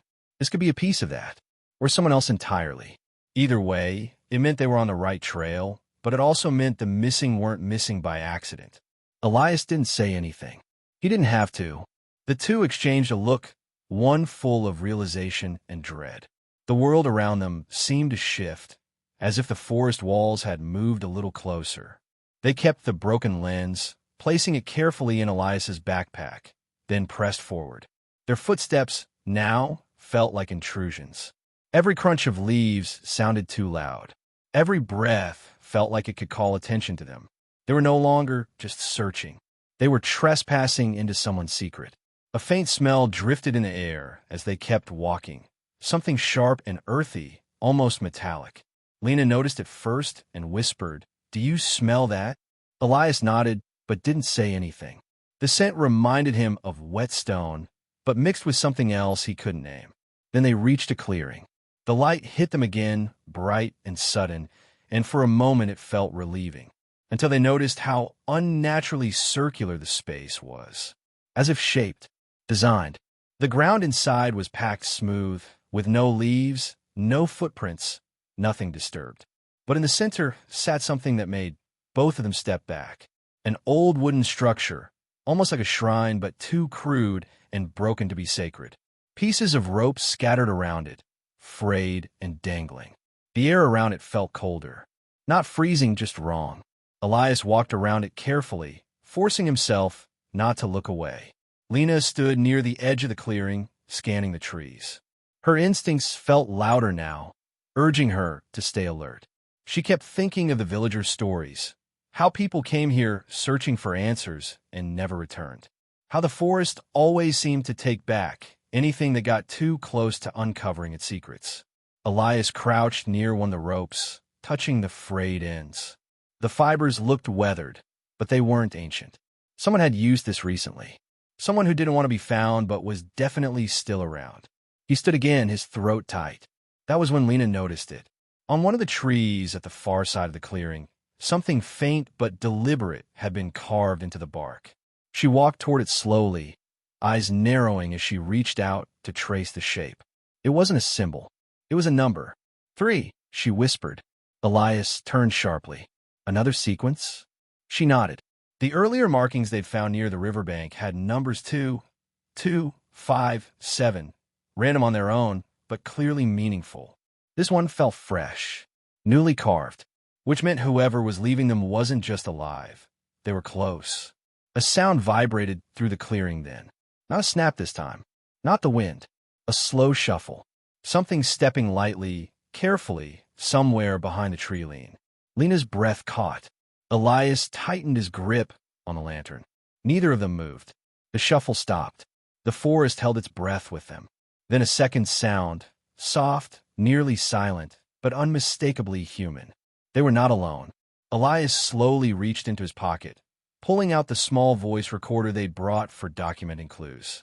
His hand trembled, not because he feared recording the sound, but because he feared what might happen if the person behind those noises realized they were being followed.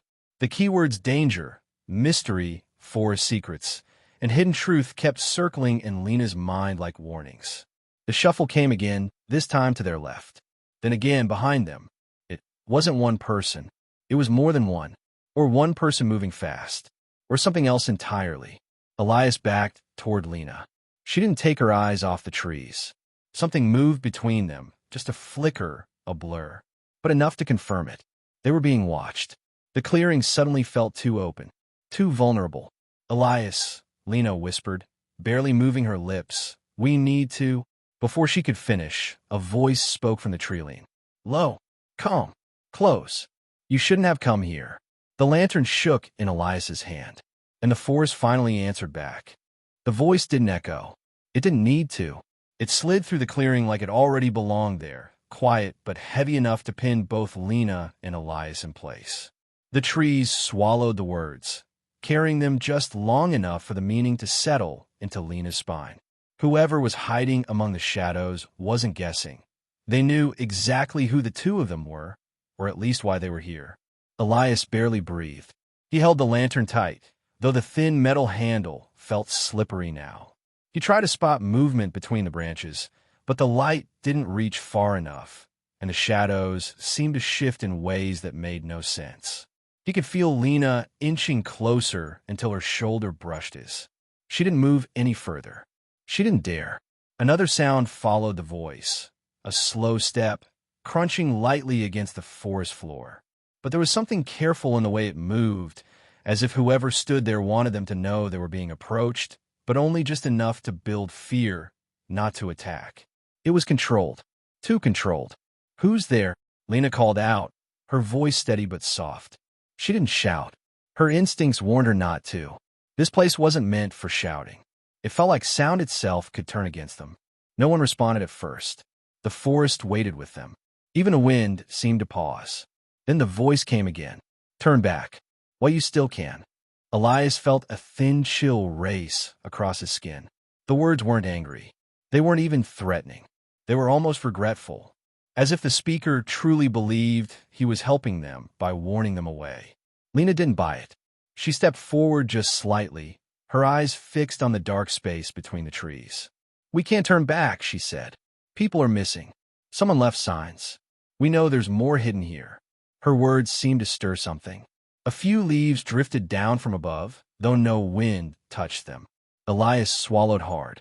Then a faint glimmer appeared deeper in the forest, like the reflection of light on glass again. It flashed for a moment, then vanished. Lena and Elias exchanged a quick look.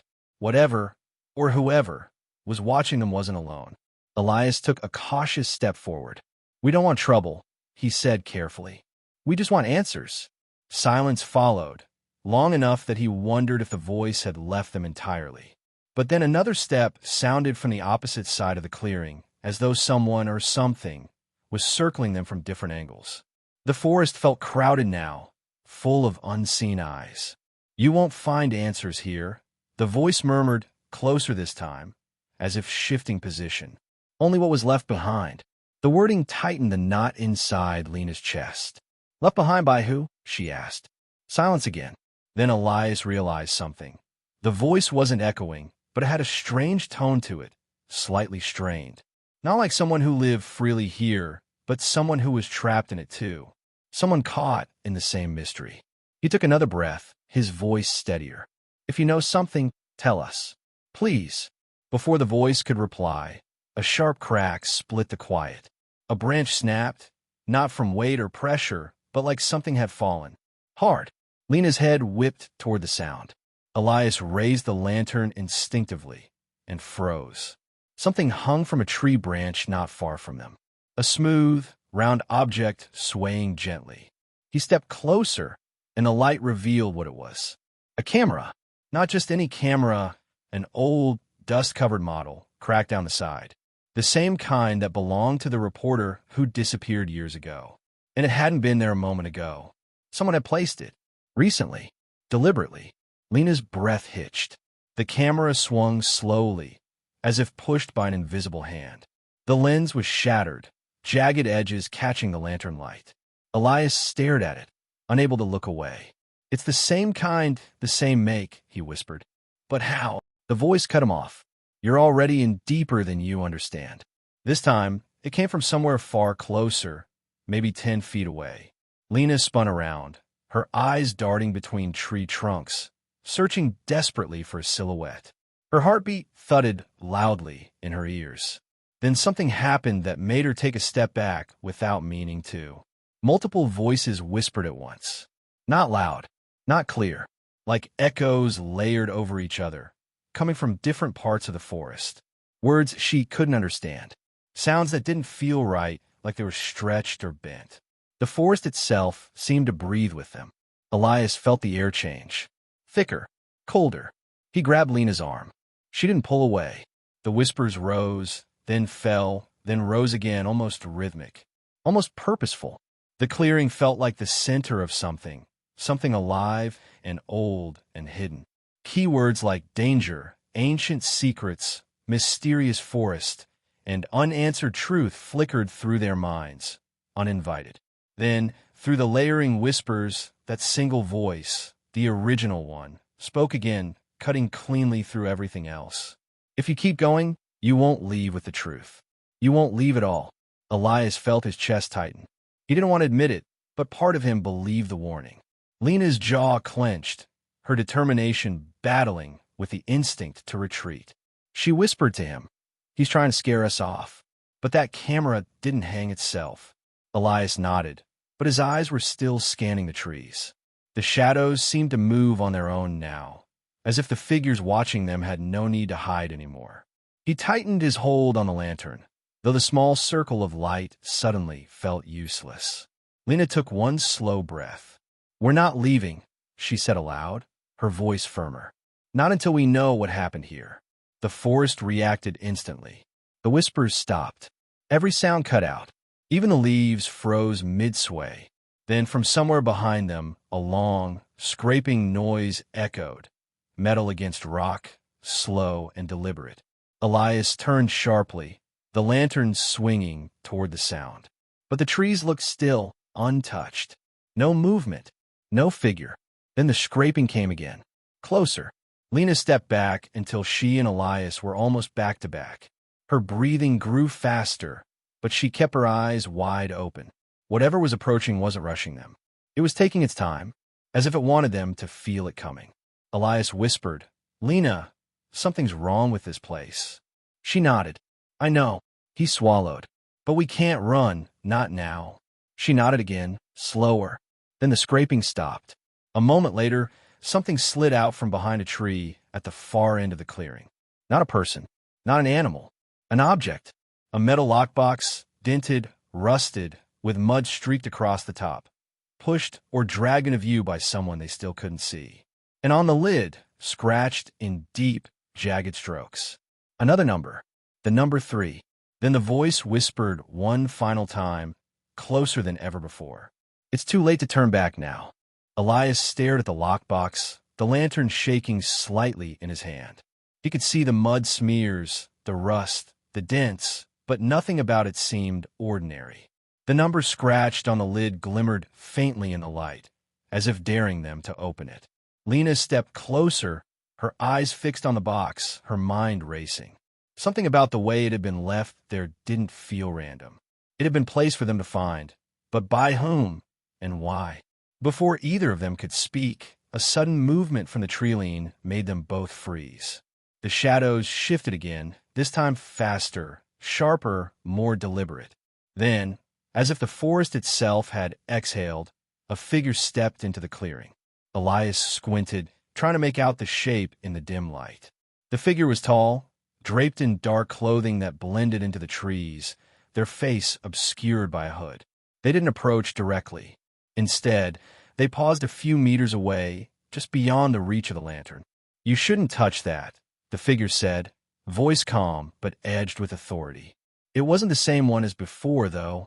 This voice was colder, sharper, almost commanding. Lena's stomach twisted. She whispered to Elias, "2 people, or more?" He shook his head, his grip tightening on the lantern. "I don't know, but we're in the middle of something bigger than we thought." The figure didn't move closer, but gestured slightly toward the lockbox. Elias noticed then that it wasn't just the box. Behind it, partially hidden under a pile of leaves, were scattered papers, brittle and yellowed with age. A stack of envelopes tied with string, and what looked like a leather-bound journal. The edges of the papers had been soaked with rain, but some words were still legible. The air around the clearing seemed to thicken, carrying a metallic scent mixed with damp earth. Lena crouched, scanning the papers without touching them. These aren't just clues," she murmured. "This is evidence. Something that was meant to be kept hidden." Her voice shook slightly, but there was excitement there too. The thrill of uncovering a secret buried for decades. Look at the dates, decades old. And the names, people who disappeared, people we've been researching. All of them connected.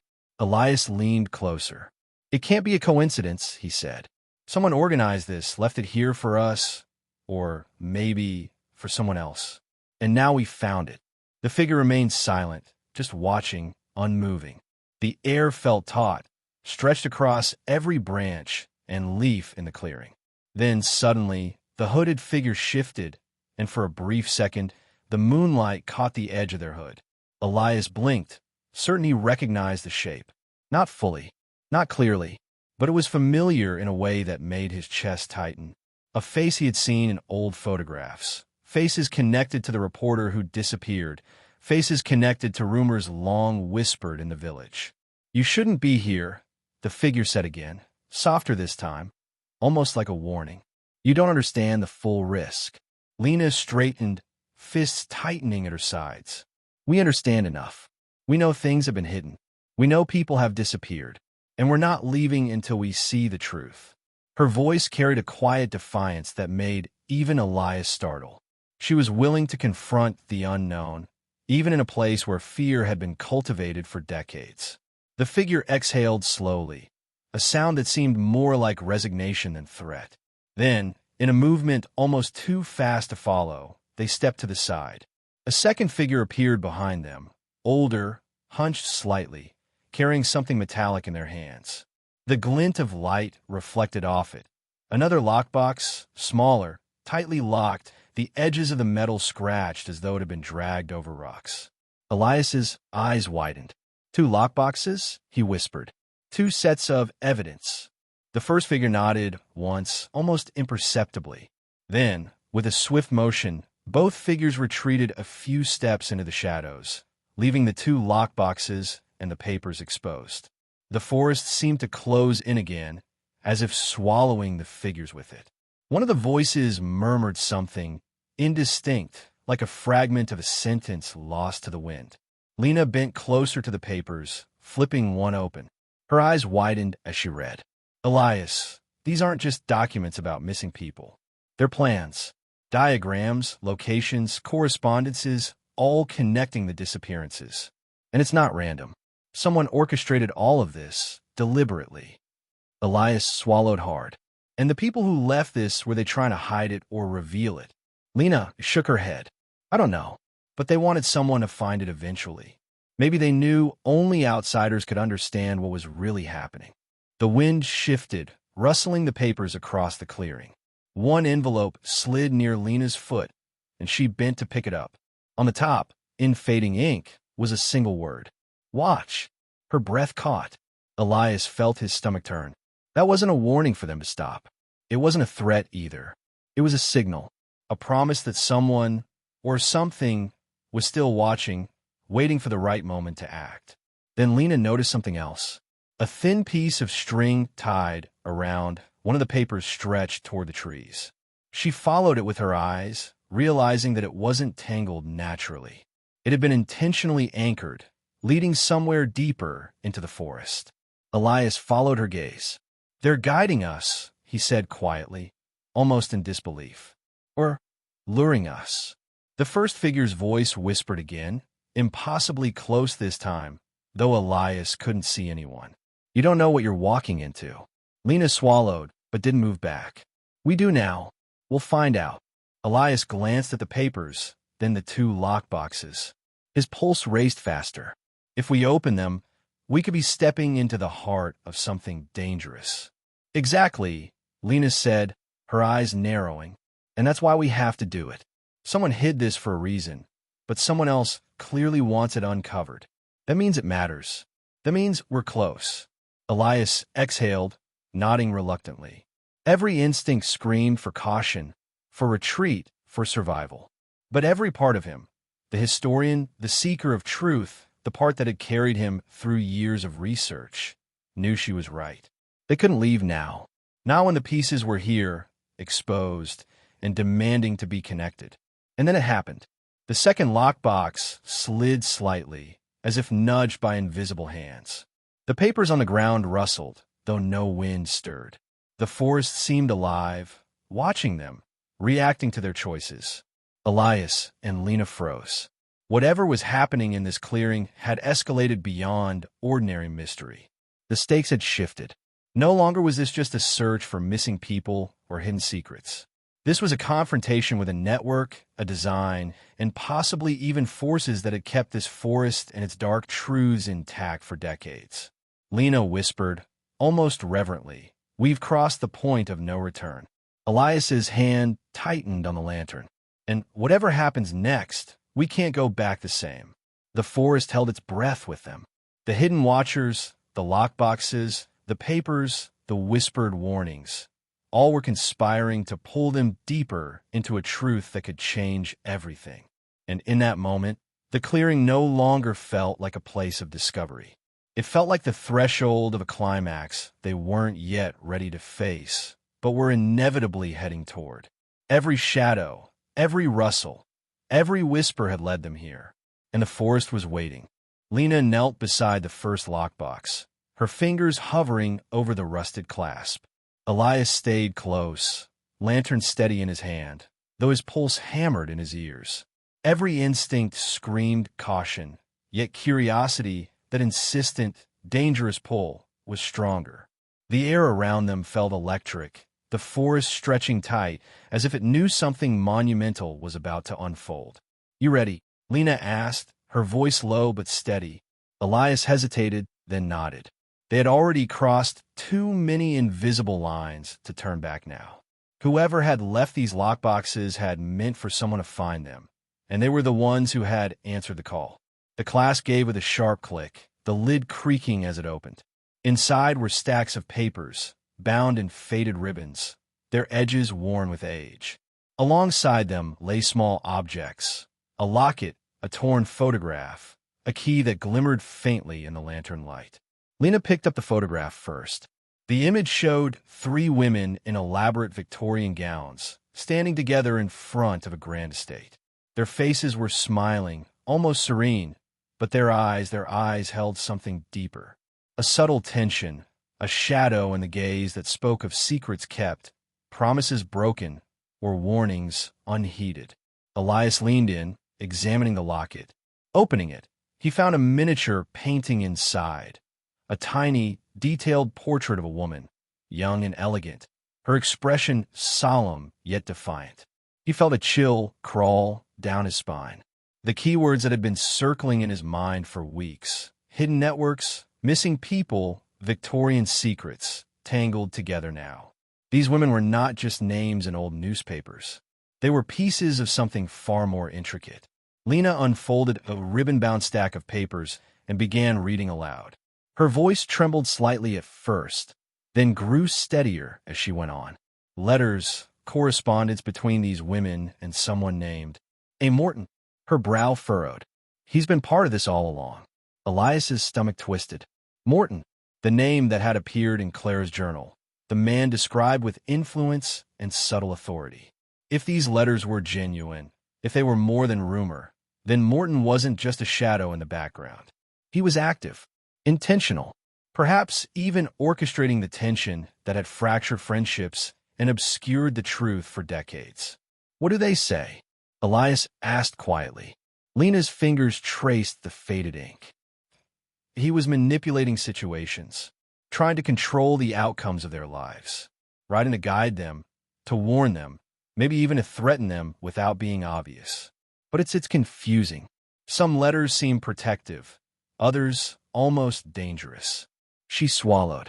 And these women, Clara, Elise, Lady Warwick, they all resisted him in subtle ways. That might be why they disappeared from public view. Why history paints them as scandalous when they were just trying to survive. Elias glanced at the second lockbox, the one the hooded figures had left behind. It sat just a few feet away, half buried in leaves. The air between the 2 lockboxes felt charged, like one was the key to the other, each revealing only part of the story. He took a step toward it, lantern angled to catch any movement. Lena followed without hesitation. Opening the second lockbox was like stepping into another dimension of the mystery. Inside, the papers were more fragmented, more cryptic. Maps, diagrams, encoded notes, some folded, some tied with string. A few of the envelopes contained personal effects: a ring, a broken fan, a small embroidered handkerchief. Each object carried weight, as if holding pieces of the women's lives, their struggles, their defiance. One folded sheet caught Elias's eye. It was a ledger listing names, dates, and locations. At first glance, It seemed like a social registry, but then he noticed patterns. Some of the names were familiar. The missing, the reported as Scandalous, the ones connected to Morton. The locations weren't just addresses. They were meeting points, houses, estates, even areas of the forest where letters had been exchanged or meetings held. Lena bent over the ledger beside him. This shows coordination. These women weren't acting in isolation. They were part of something larger. A network, maybe, but not a criminal one. Not exactly. A network of survival, of influence. And Morton, he was trying to control it all. Elias felt the pieces shift in his mind. This wasn't merely a story about scandal or Victorian gossip. It was about power, control, reputation, secrets that could ruin lives or preserve them, depending on how they were handled. The network wasn't just social, it was tactical, strategic. The stakes had just risen exponentially.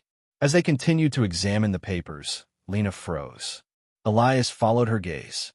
At the edge of the clearing, just beyond the reach of a lantern, a movement stirred.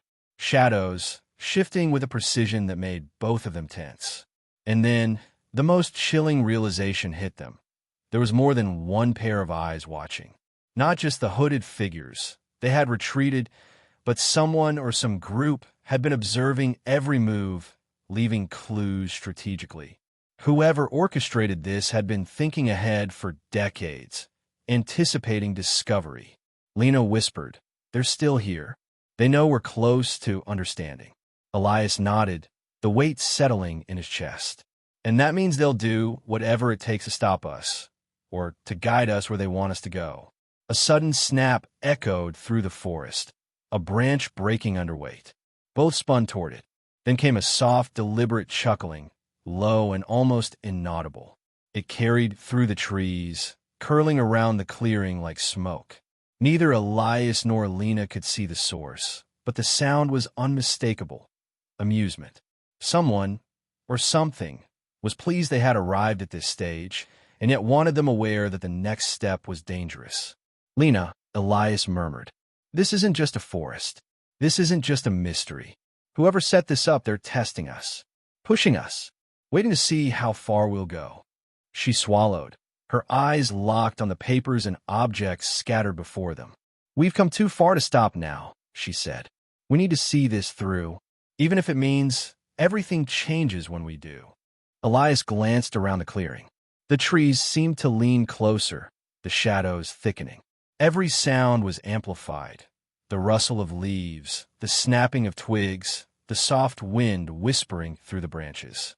It felt alive. The forest itself seemed aware of the stakes now, watching their every motion, ready to react. And then, the second plot twist revealed itself. As Elias flipped through another set of letters, his heart nearly stopped.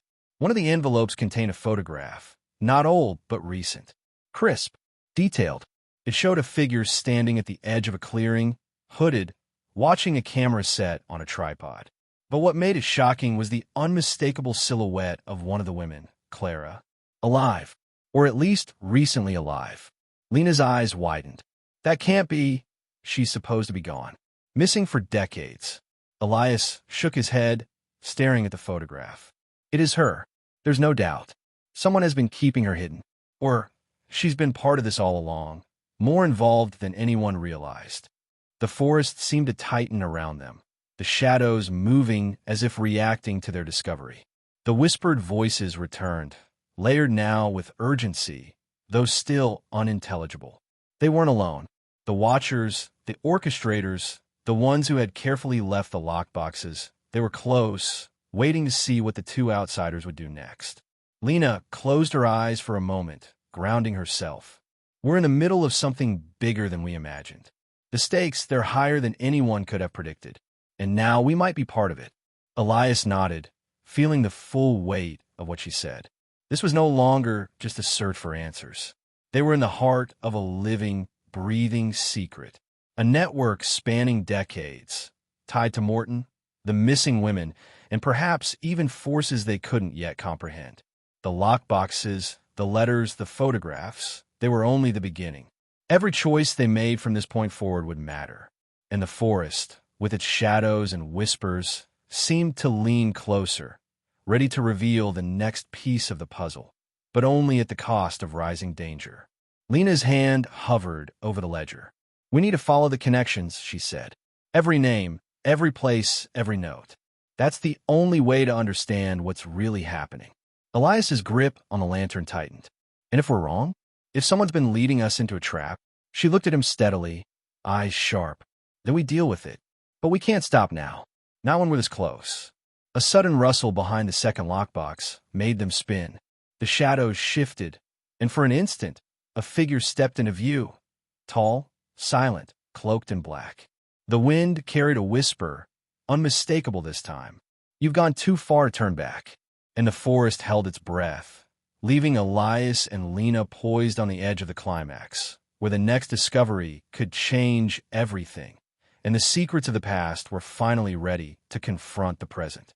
The figure stepped forward slowly, emerging from the shadows just enough for Elias and Lena to make out the shape. The hood fell back slightly, revealing a face partially hidden by a veil of hair. Not fully, but enough to recognize a feature, a detail, a glint in the eye that made Elias's stomach twist. He had seen that face before. Not in old photographs, not in documents, but in the fleeting mentions, the whispers, and the fragmented memories of people who had vanished without explanation. This wasn't just someone observing them. This was someone who had survived the decades, someone who had been part of the story all along. Lena's hands tightened around the papers in her lap. "It can't be," she whispered. The words hung in the air, fragile yet loaded. The figure's voice, low and deliberate, carried across the clearing. "You've discovered more than you were meant to, and now you're part of it." Elias's mind raced. "Part of what?" he asked, though even as the words left his lips, he feared the answer. The forest seemed to lean closer, the trees creaking softly, almost in anticipation. The figure gestured toward the two lockboxes. "Everything you've uncovered, the letters, the photographs, the names, were meant to be found, but only by someone who could understand, only by someone who could follow the trail carefully. Many have failed, many disappeared." Lena swallowed hard, her eyes locked on the figure. "Why are you showing us this? Why now?" A faint smile, almost imperceptible, flickered across the figure's face. "Because the network needs understanding, and the past cannot remain buried forever. But beware, the closer you come to the truth, the more dangerous it becomes. Not everyone wants these secrets revealed." Elias felt a chill crawl down his spine. "So the disappearances, Morton, the women, it's all connected." The figure nodded. "Yes, all connected. And yet, there's more. Something you cannot see yet. Something hidden even from the papers you hold. The threads stretch further than anyone realizes. Some are alive, some are gone, and some may be watching even now." Lena's breath hitched. "Watching? You mean?" "Exactly," the figure interrupted, raising a hand as if to stop her from speaking further. "The forest is alive with their presence. Not just the missing, but those who remained, those who continued the work in secret. Some protect, some observe, some manipulate. And every decision you make from this point forward will draw attention." Elias exchanged a glance with Lena, the weight of the revelation sinking in. The stakes had escalated beyond their research, beyond uncovering forgotten history. They were now directly involved in a web of living people, secrets, and dangers that had persisted for decades. And the forest wasn't just a backdrop. It was a participant, a guardian, and perhaps even a trap. The figure stepped closer, the lantern's light illuminating more details of the clearing. The second lockbox trembled slightly, as if resonating with the presence of the hooded person. The papers, the letters, the photographs, they all seemed to vibrate with hidden energy, connecting past and present in ways that Elias could feel but not fully comprehend. "You need to follow the numbers," the figure said, nodding toward the carved 3 on the tree. "They're not random. They're a sequence, a guide. Each number corresponds to a location, a person, a secret. But be warned, the closer you get, the more dangerous the path. You cannot rely solely on what is visible. Trust your instincts, your understanding, and each other." Lena's eyes flicked to Elias, a mix of fear and determination in her gaze. "We can do this. We have to." Elias nodded, though uncertainty gnawed at him. "I know, but if the stakes are this high, if people have disappeared, what if we're stepping into the same trap?" The figure's smile widened faintly, almost approving. "Then you must be cautious. Observe. Listen. The past has lessons, but it is unforgiving. Every misstep will have consequences." A sudden rustle in the trees interrupted the conversation. Both Elias and Lena turned sharply. Shadows moved with purpose among the branches, and a chill wind swept through the clearing, scattering leaves across the papers. The sound of footsteps, light but deliberate, echoed from multiple directions. It wasn't just the hooded figure. They weren't alone. Elias gripped the lantern tighter. "They're back," he whispered. "The others, the watchers, the network, they're all around us." The figure nodded slowly. "Yes. Some guide, some test, some threaten. You must discern carefully. Not everything or everyone is as they appear. And some are beyond understanding." Lena bent down, carefully gathering the letters and photographs into her bag. "We have to keep moving. We have to follow the numbers, the sequence, wherever it leads." The hooded figures stepped back into the shadows, their form merging with the trees. "Remember," they said, voice fading, "the past is alive. The forest remembers. And the truth has a way of finding those who are willing to face it. But it will not wait, and it will not forgive hesitation." As the figure disappeared entirely, the clearing seemed to exhale. The wind picked up, rustling leaves and papers. The two lockboxes, the scattered letters, the photographs. They were all reminders of the path ahead, each piece a thread in the intricate web they had uncovered. Elias and Lena exchanged a look, understanding that the journey had escalated. The mystery was no longer academic or historical. It was immediate, alive, and fraught with danger. Lena stood first, brushing leaves from her coat. "We need to go," she said, voice firm. "The sequence, the numbers, they're our only guide. If we wait too long, we risk losing the chance to understand everything." Elias took a deep breath, adjusting the lantern. "Then we follow, step by step, carefully." They moved toward the first number they had found in the village, the path winding through dense trees and uneven ground. Each step felt heavier than the last, as if the forest itself tested their resolve. The whispers returned, faint but persistent, weaving through the branches and the undergrowth. Words they couldn't understand, voices that carried both warning and anticipation. Every shadow seemed alive, every sound amplified. They were not alone, not in the clearing, not in the forest, not anywhere along this path. The network had anticipated their discovery. Someone had orchestrated this for decades. And now, Elias and Lena were walking directly into its heart. As they reached a small rise overlooking the next section of forest, Lena stopped abruptly. Her eyes caught a glimmer in the distance, another lockbox, partially hidden beneath the roots of a massive oak. But before they could approach, the forest shifted again. A soft, metallic scraping echoed from deeper in the trees. Elias froze. "Another trap?" he whispered. Lena shook her head slowly, though her hands were steady. "Or another clue. We'll know soon enough." The forest seemed to hold its breath with them, thick and alive. Shadows stretched, twisting with the fading light. The whispers rose slightly, layered and urgent, carrying the unspoken message that the sequence was continuing, that the network was watching, and that the deeper they went, the higher the stakes would rise. Elias glanced at Lena. "Whatever is ahead, we can't predict it." She nodded. "No, but we can face it, together. And we have to. The truth is waiting." And as they stepped forward toward the next lockbox, toward the next number in the sequence, the forest seemed to close in once more, whispering of secrets, danger, and revelations yet to come. The second plot twist had revealed not just the existence of the network, but the living presence of those who controlled it, and the realization that the past was far from buried. The climax was approaching, and every step they took would lead them closer to answers and perhaps closer to peril.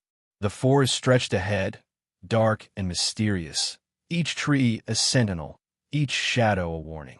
And the sequence, the numbers and the hidden truths called to them, pulling them forward into the heart of the mystery they could no longer turn away from.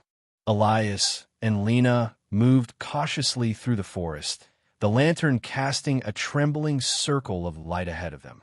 The shadows stretched unnaturally between the trees, twisting and lengthening as if the forest itself were watching them. Every step brought the whispering closer, voices that layered over one another, some urgent, some mocking, some barely audible. The numbers, the sequence, were their only guide, and each new marker they found felt like a heartbeat in a living, breathing organism that had been waiting for them. Lena led the way, careful not to disturb the forest floor more than necessary. Her eyes scanned the underbrush, the roots, the trunks of gnarled oaks, seeking the faint glimmer of another lockbox or marker.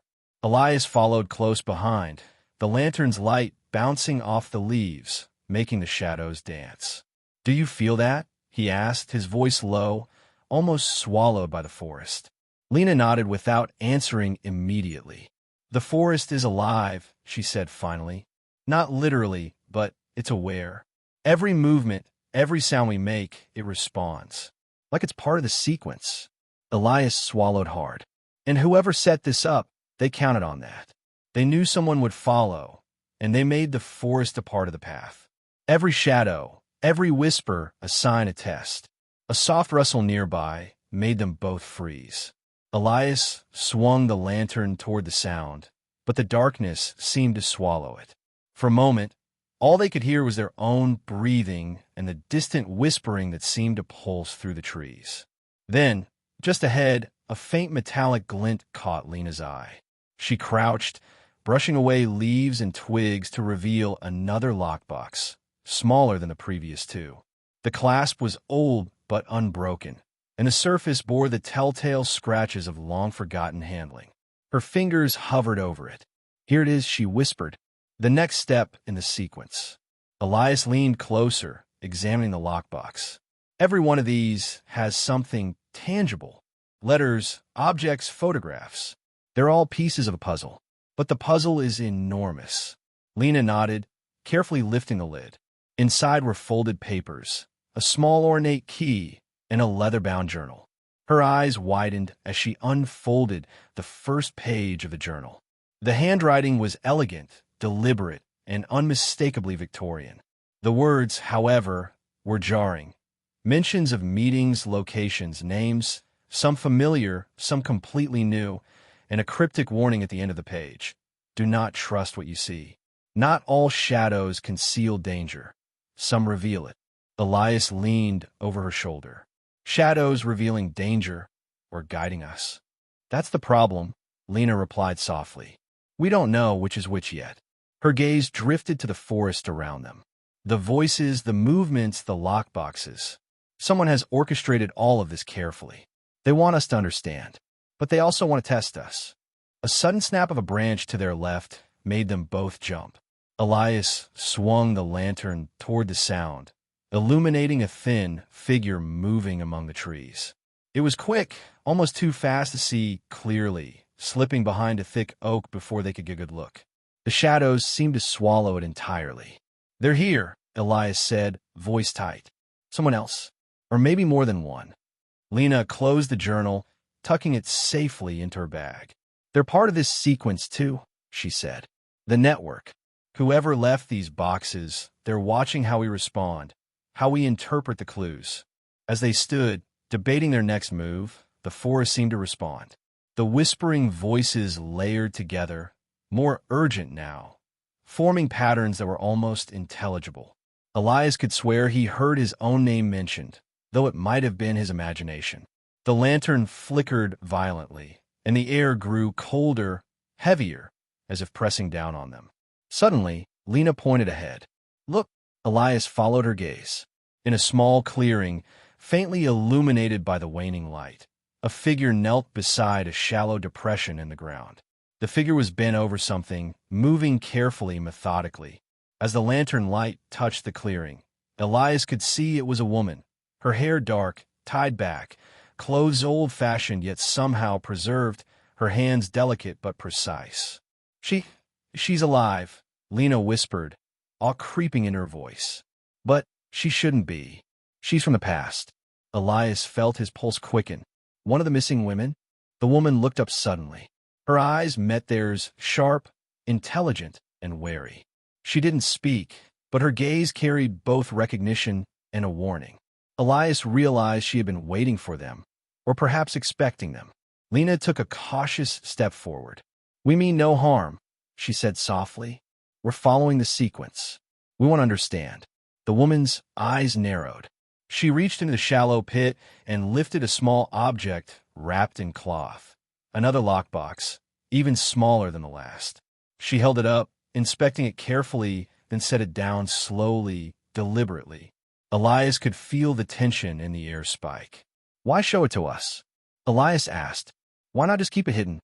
The woman's voice, when it finally came, was quiet but commanding. "Because you've come this far.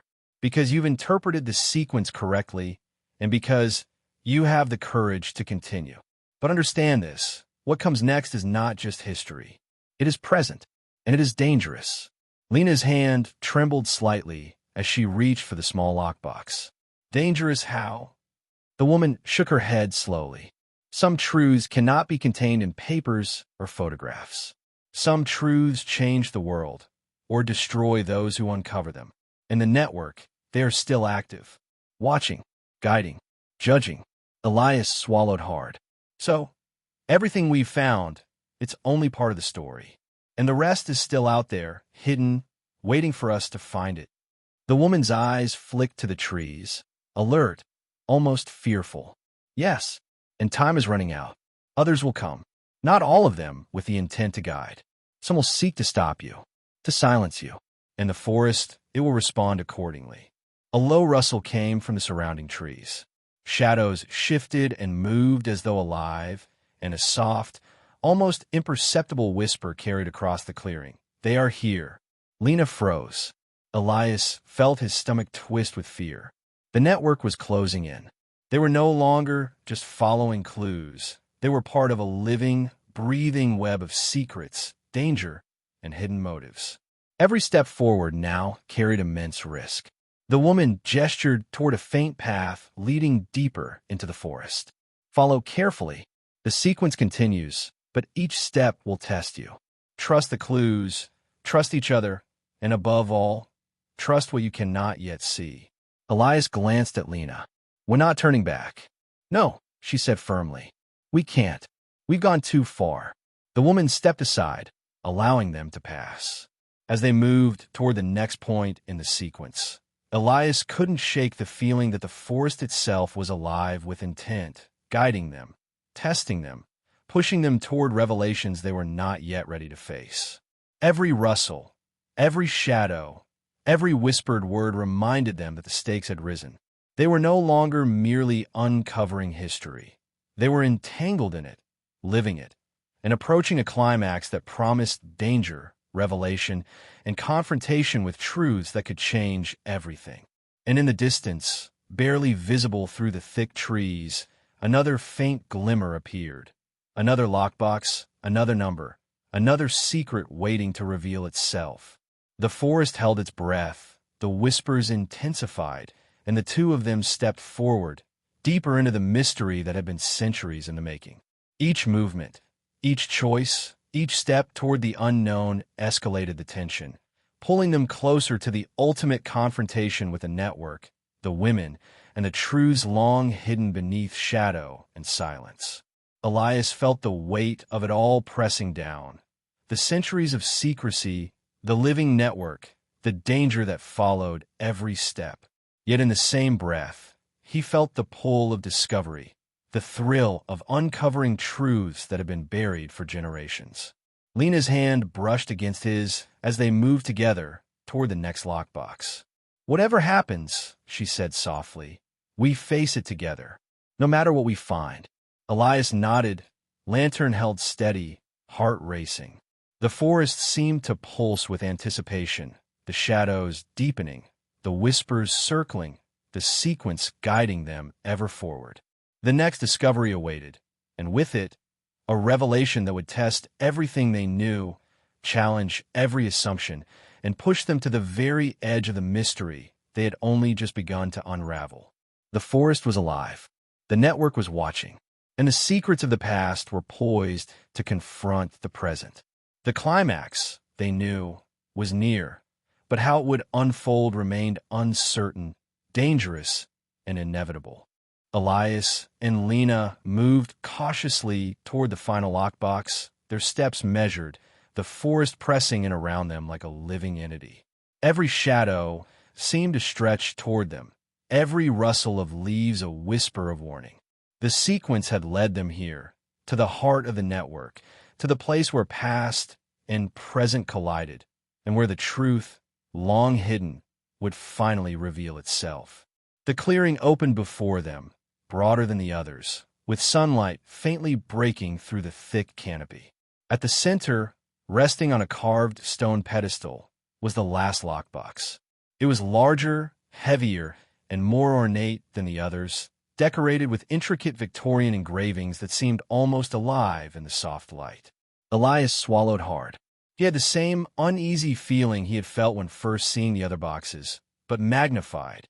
This one wasn't just a container of clues. It was the culmination of decades of secrets, lies, and hidden power. Lena stepped closer first, carefully brushing away moss and debris that had collected on the stone. "This is it," she whispered, almost reverently. "The final piece." Elias held the lantern steady, trying to steady his own racing thoughts. "And whoever orchestrated this, they left it for us to uncover all along. Every step, every lockbox, every clue, it's all led here." Lena opened the clasp slowly. The lockbox creaked as it yielded, revealing layers of documents, photographs, and small artifacts. At the very top, wrapped in delicate silk, was a journal, bound in deep green leather with gold lettering. Elias reached for it, his hands trembling. Opening the journal, he realized it was written by one of the women themselves, Clara. Her handwriting was meticulous, elegant, and full of emotion. As he read aloud, the story unfolded, a network of women who had lived under the shadow of Morton, resisting his control, preserving each other's secrets, and creating a hidden web that ensured their survival. Every scandal attributed to them had been a fabrication, a way for the world to overlook their true influence and ingenuity. The missing women hadn't disappeared by accident. They had vanished strategically, protecting themselves and the knowledge they held. Lena's eyes widened as she read over his shoulder. They were powerful, not in the way the world thought, but in the ways that matter. Knowledge influenced strategy. And Morton, he wasn't the villain of the story. He was just one piece in a much larger game. Elias nodded, slowly piecing it together. The network isn't gone. It's been alive, active, guiding, observing. And the forest, the lockboxes, the numbers, they were their way of testing us, preparing us, teaching us to understand. As they absorbed the revelations, a movement at the edge of the clearing drew their attention. The woman they had seen earlier, the one who had led them to this part of the forest, stepped forward. Her eyes were calm but intense. "You understand now," she said. "The past was never lost. It was preserved. And now, you carry it forward." Before they could respond, a sudden sound, sharp, metallic, echoed through the trees. Elias and Lena turned to see figures emerging from the shadows, not threatening, but unmistakably watchers of the network. Older women, younger women, some dressed in plain clothing, others in garments reminiscent of the Victorian era. They stood silently, observing. The air was tense. Elias felt the weight of generations pressing down. "They've been waiting for this moment," he murmured, "to see who would reach the end of the sequence." The lead woman nodded. "You have proven yourselves worthy.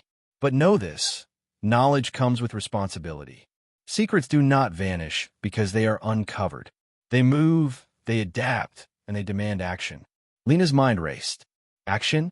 You mean we have to continue what they started?" The woman's eyes held hers. "Not continue blindly. Learn, preserve, protect. and share when it is safe. The world is not ready for all truths, but some must be revealed.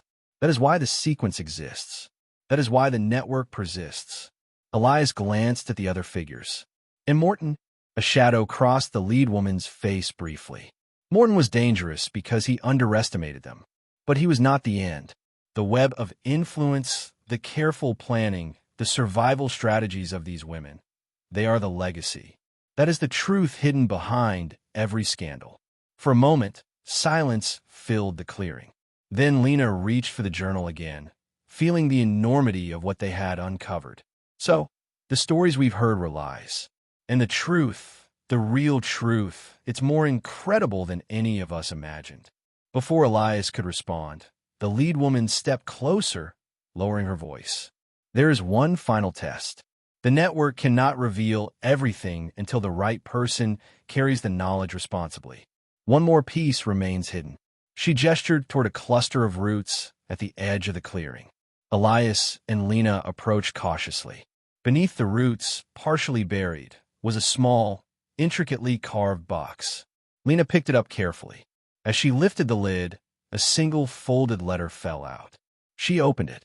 Inside were names, some familiar, some new, and a message. The past is never truly gone, and some truths are still moving in the present. Suddenly, a chill swept through the clearing. Elias looked up, realizing that the shadows were shifting unnaturally. The network, the forest, and the women, they were all observing, responding, and at that moment, an unexpected realization hit him. The sequence was not just historical. It had been designed to adapt to whoever uncovered it. And now, by reaching the end, they had activated something no one had foreseen. The lead woman's voice broke the silence. You have unlocked the truth, but be warned, there is still one who watches, always. The final piece is not here. It moves among the living, and its arrival is imminent. Lena looked at Elias, heart racing. What does that mean? Elias shook his head, feeling a mix of awe and dread. It means the story isn't over. Not yet.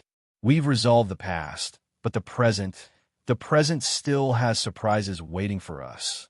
As they stood in the clearing, the shadows seemed to pulse, the whispers rising to a crescendo before fading into an eerie silence. They had reached the climax of the network's design, uncovered the truth behind decades of disappearance and scandal, and understood the resilience and intelligence of the women who had preserved their legacy. But the final twist lingered in the air.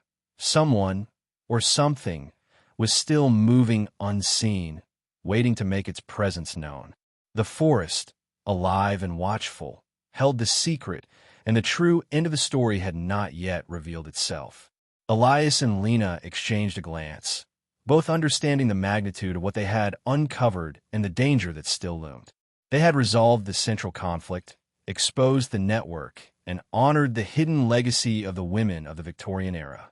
Yet the final secret, the one that would truly test their courage and understanding, remained out there, moving silently in the shadows, waiting for the moment to strike. And with that, they stepped carefully forward, the journal in hand, the forest around them alive with secrets, and the knowledge that their journey had only just reached its most pivotal moment. A climax that resolved the past, but promised a present still full of suspense, danger, and revelation. Elias and Lena stayed in the clearing for a long moment, the forest around them quiet, almost reverent. The whispers that had guided them, warned them, and tested them seemed to fade, leaving only the rustling of leaves and the distant chirp of birds. For the first time in days, the weight pressing down on them lifted just enough to allow their minds to process what had happened. They had uncovered the truth, faced the network, and survived the shadows that had loomed over them. Lena carefully closed the journal, running her fingers over the delicate leather cover. "It's incredible," she said softly. "All this time, these women, they were misjudged, misunderstood, called scandalous when they were actually brilliant, strategic, and courageous. They protected themselves, their secrets, and each other in ways the world couldn't even begin to understand." Elias nodded, taking a deep breath. And the network, it wasn't gone. It wasn't just a story from a past. It's alive. It adapts. It watches.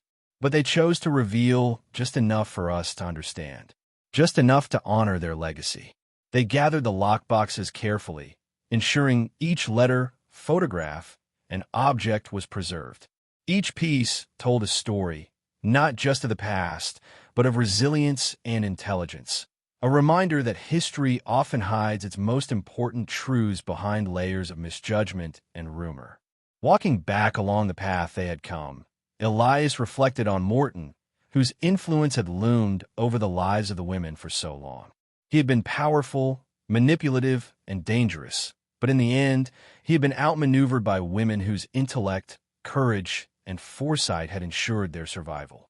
What had once seemed scandalous, a disappearance, a defiance of societal norms, a carefully concealed relationship, was now understood as strategy, protection, and empowerment.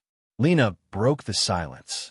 "Do you think the world will ever truly know their story?" she asked, her voice thoughtful. "Or will it remain hidden, just like it has for so long?" Elias considered this. Some of it might always remain a secret, because secrets are part of their power. But we can tell what we've learned. We can share the parts that illuminate their courage, their intelligence, and the way they survived in a world that underestimated them. That alone honors their legacy. They reached the edge of the forest as the sun began to set, painting the sky in warm shades of orange and pink. The sequence of numbers, the lockboxes, the whispers, and even the living presence of the network now felt like a memory, the past and present merging, leaving them with lessons and reflections to carry forward. Lena looked at Elias, holding the journal close. The scandalous women of the Victorian era, they weren't scandalous at all. They were pioneers in their own way. They found power where none was supposed to exist and kept it safe from people like Morton. That's what people should remember. Elias smiled, feeling the weight of the journey lighten. And their story teaches us something important, that history isn't always what it seems. What looks like misbehavior, rebellion, or scandal can sometimes be intelligence, courage, and strategy. We have to look deeper. We have to question what we think we know. As they walked away from the forest, the air felt lighter, almost celebratory. Birds chirped in the fading sunlight, and the first stars appeared in the sky above. The world seemed to exhale with them, as if acknowledging the closure they had achieved. Returning to their small study in town, they carefully documented everything they had discovered. Each lockbox, photograph, letter, and object was cataloged. The story of Clara, Elise, Lady Warwick, and the others became clearer with every note they made. The women's courage, strategy, and resilience were evident in every action, every hidden letter, and every choice they had made. Lena held up the final photograph, a recent one of Clara, alive, observing from the shadows all those years ago.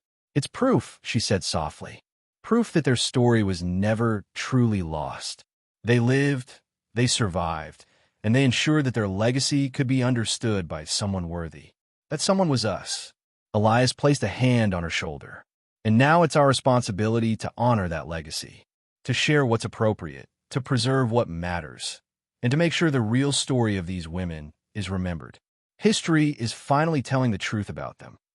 Over the next few days, they carefully prepared their account of events, not just the discoveries, but the context, the risks, and the lessons. They wrote about the forest, the lockboxes, the sequence, the network, and the incredible intelligence of women who had been misjudged for centuries. They emphasized courage, resilience, and the quiet power that had been underestimated by society. As they finished the final entry, Elias leaned back, exhausted but content. "It feels complete," he said. "Not in every sense. There's still mystery out there, but complete in the way that matters. We've honored their story, uncovered the truth, and ensured that history won't forget them." Lena nodded, closing the journal. "And we've learned something ourselves, that even in the darkest places, secrets, courage, and intelligence can survive. And sometimes they find a way to guide those willing to seek them." The sun had fully set now, the sky deepening into night.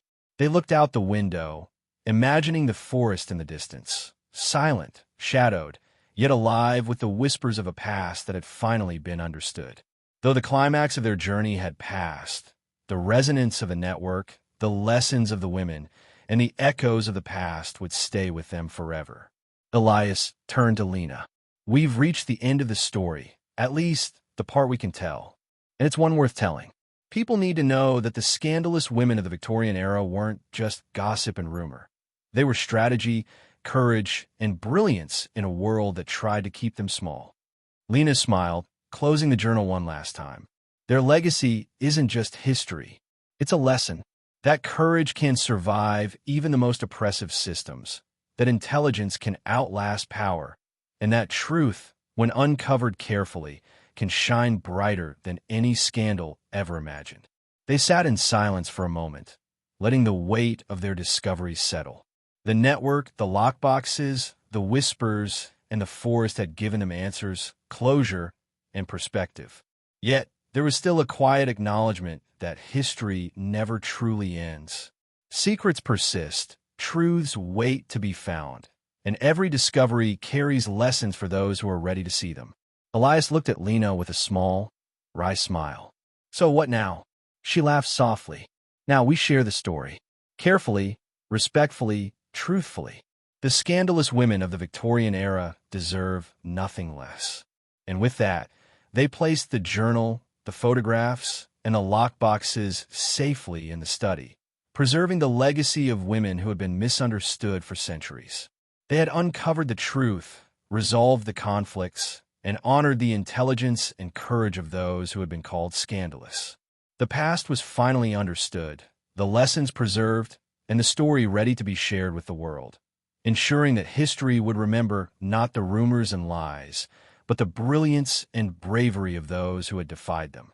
As the night deepened and the stars twinkled above, Elias and Lena reflected on their journey. The forest, the sequence, and the whispers of the network had guided them through a mystery that spanned decades, teaching them that truth is often hidden behind layers of assumption, that courage is sometimes silent, and that intelligence, when applied carefully, can endure far beyond the lifetimes of those who wielded it. And so, the story concluded, not with scandal, but with revelation, understanding, and respect for the most remarkable women of the Victorian era, whose legacy had finally been brought to light. The past had been resolved, the conflicts reconciled, and yet the echoes of their courage would continue to inspire, quietly and profoundly, for generations to come.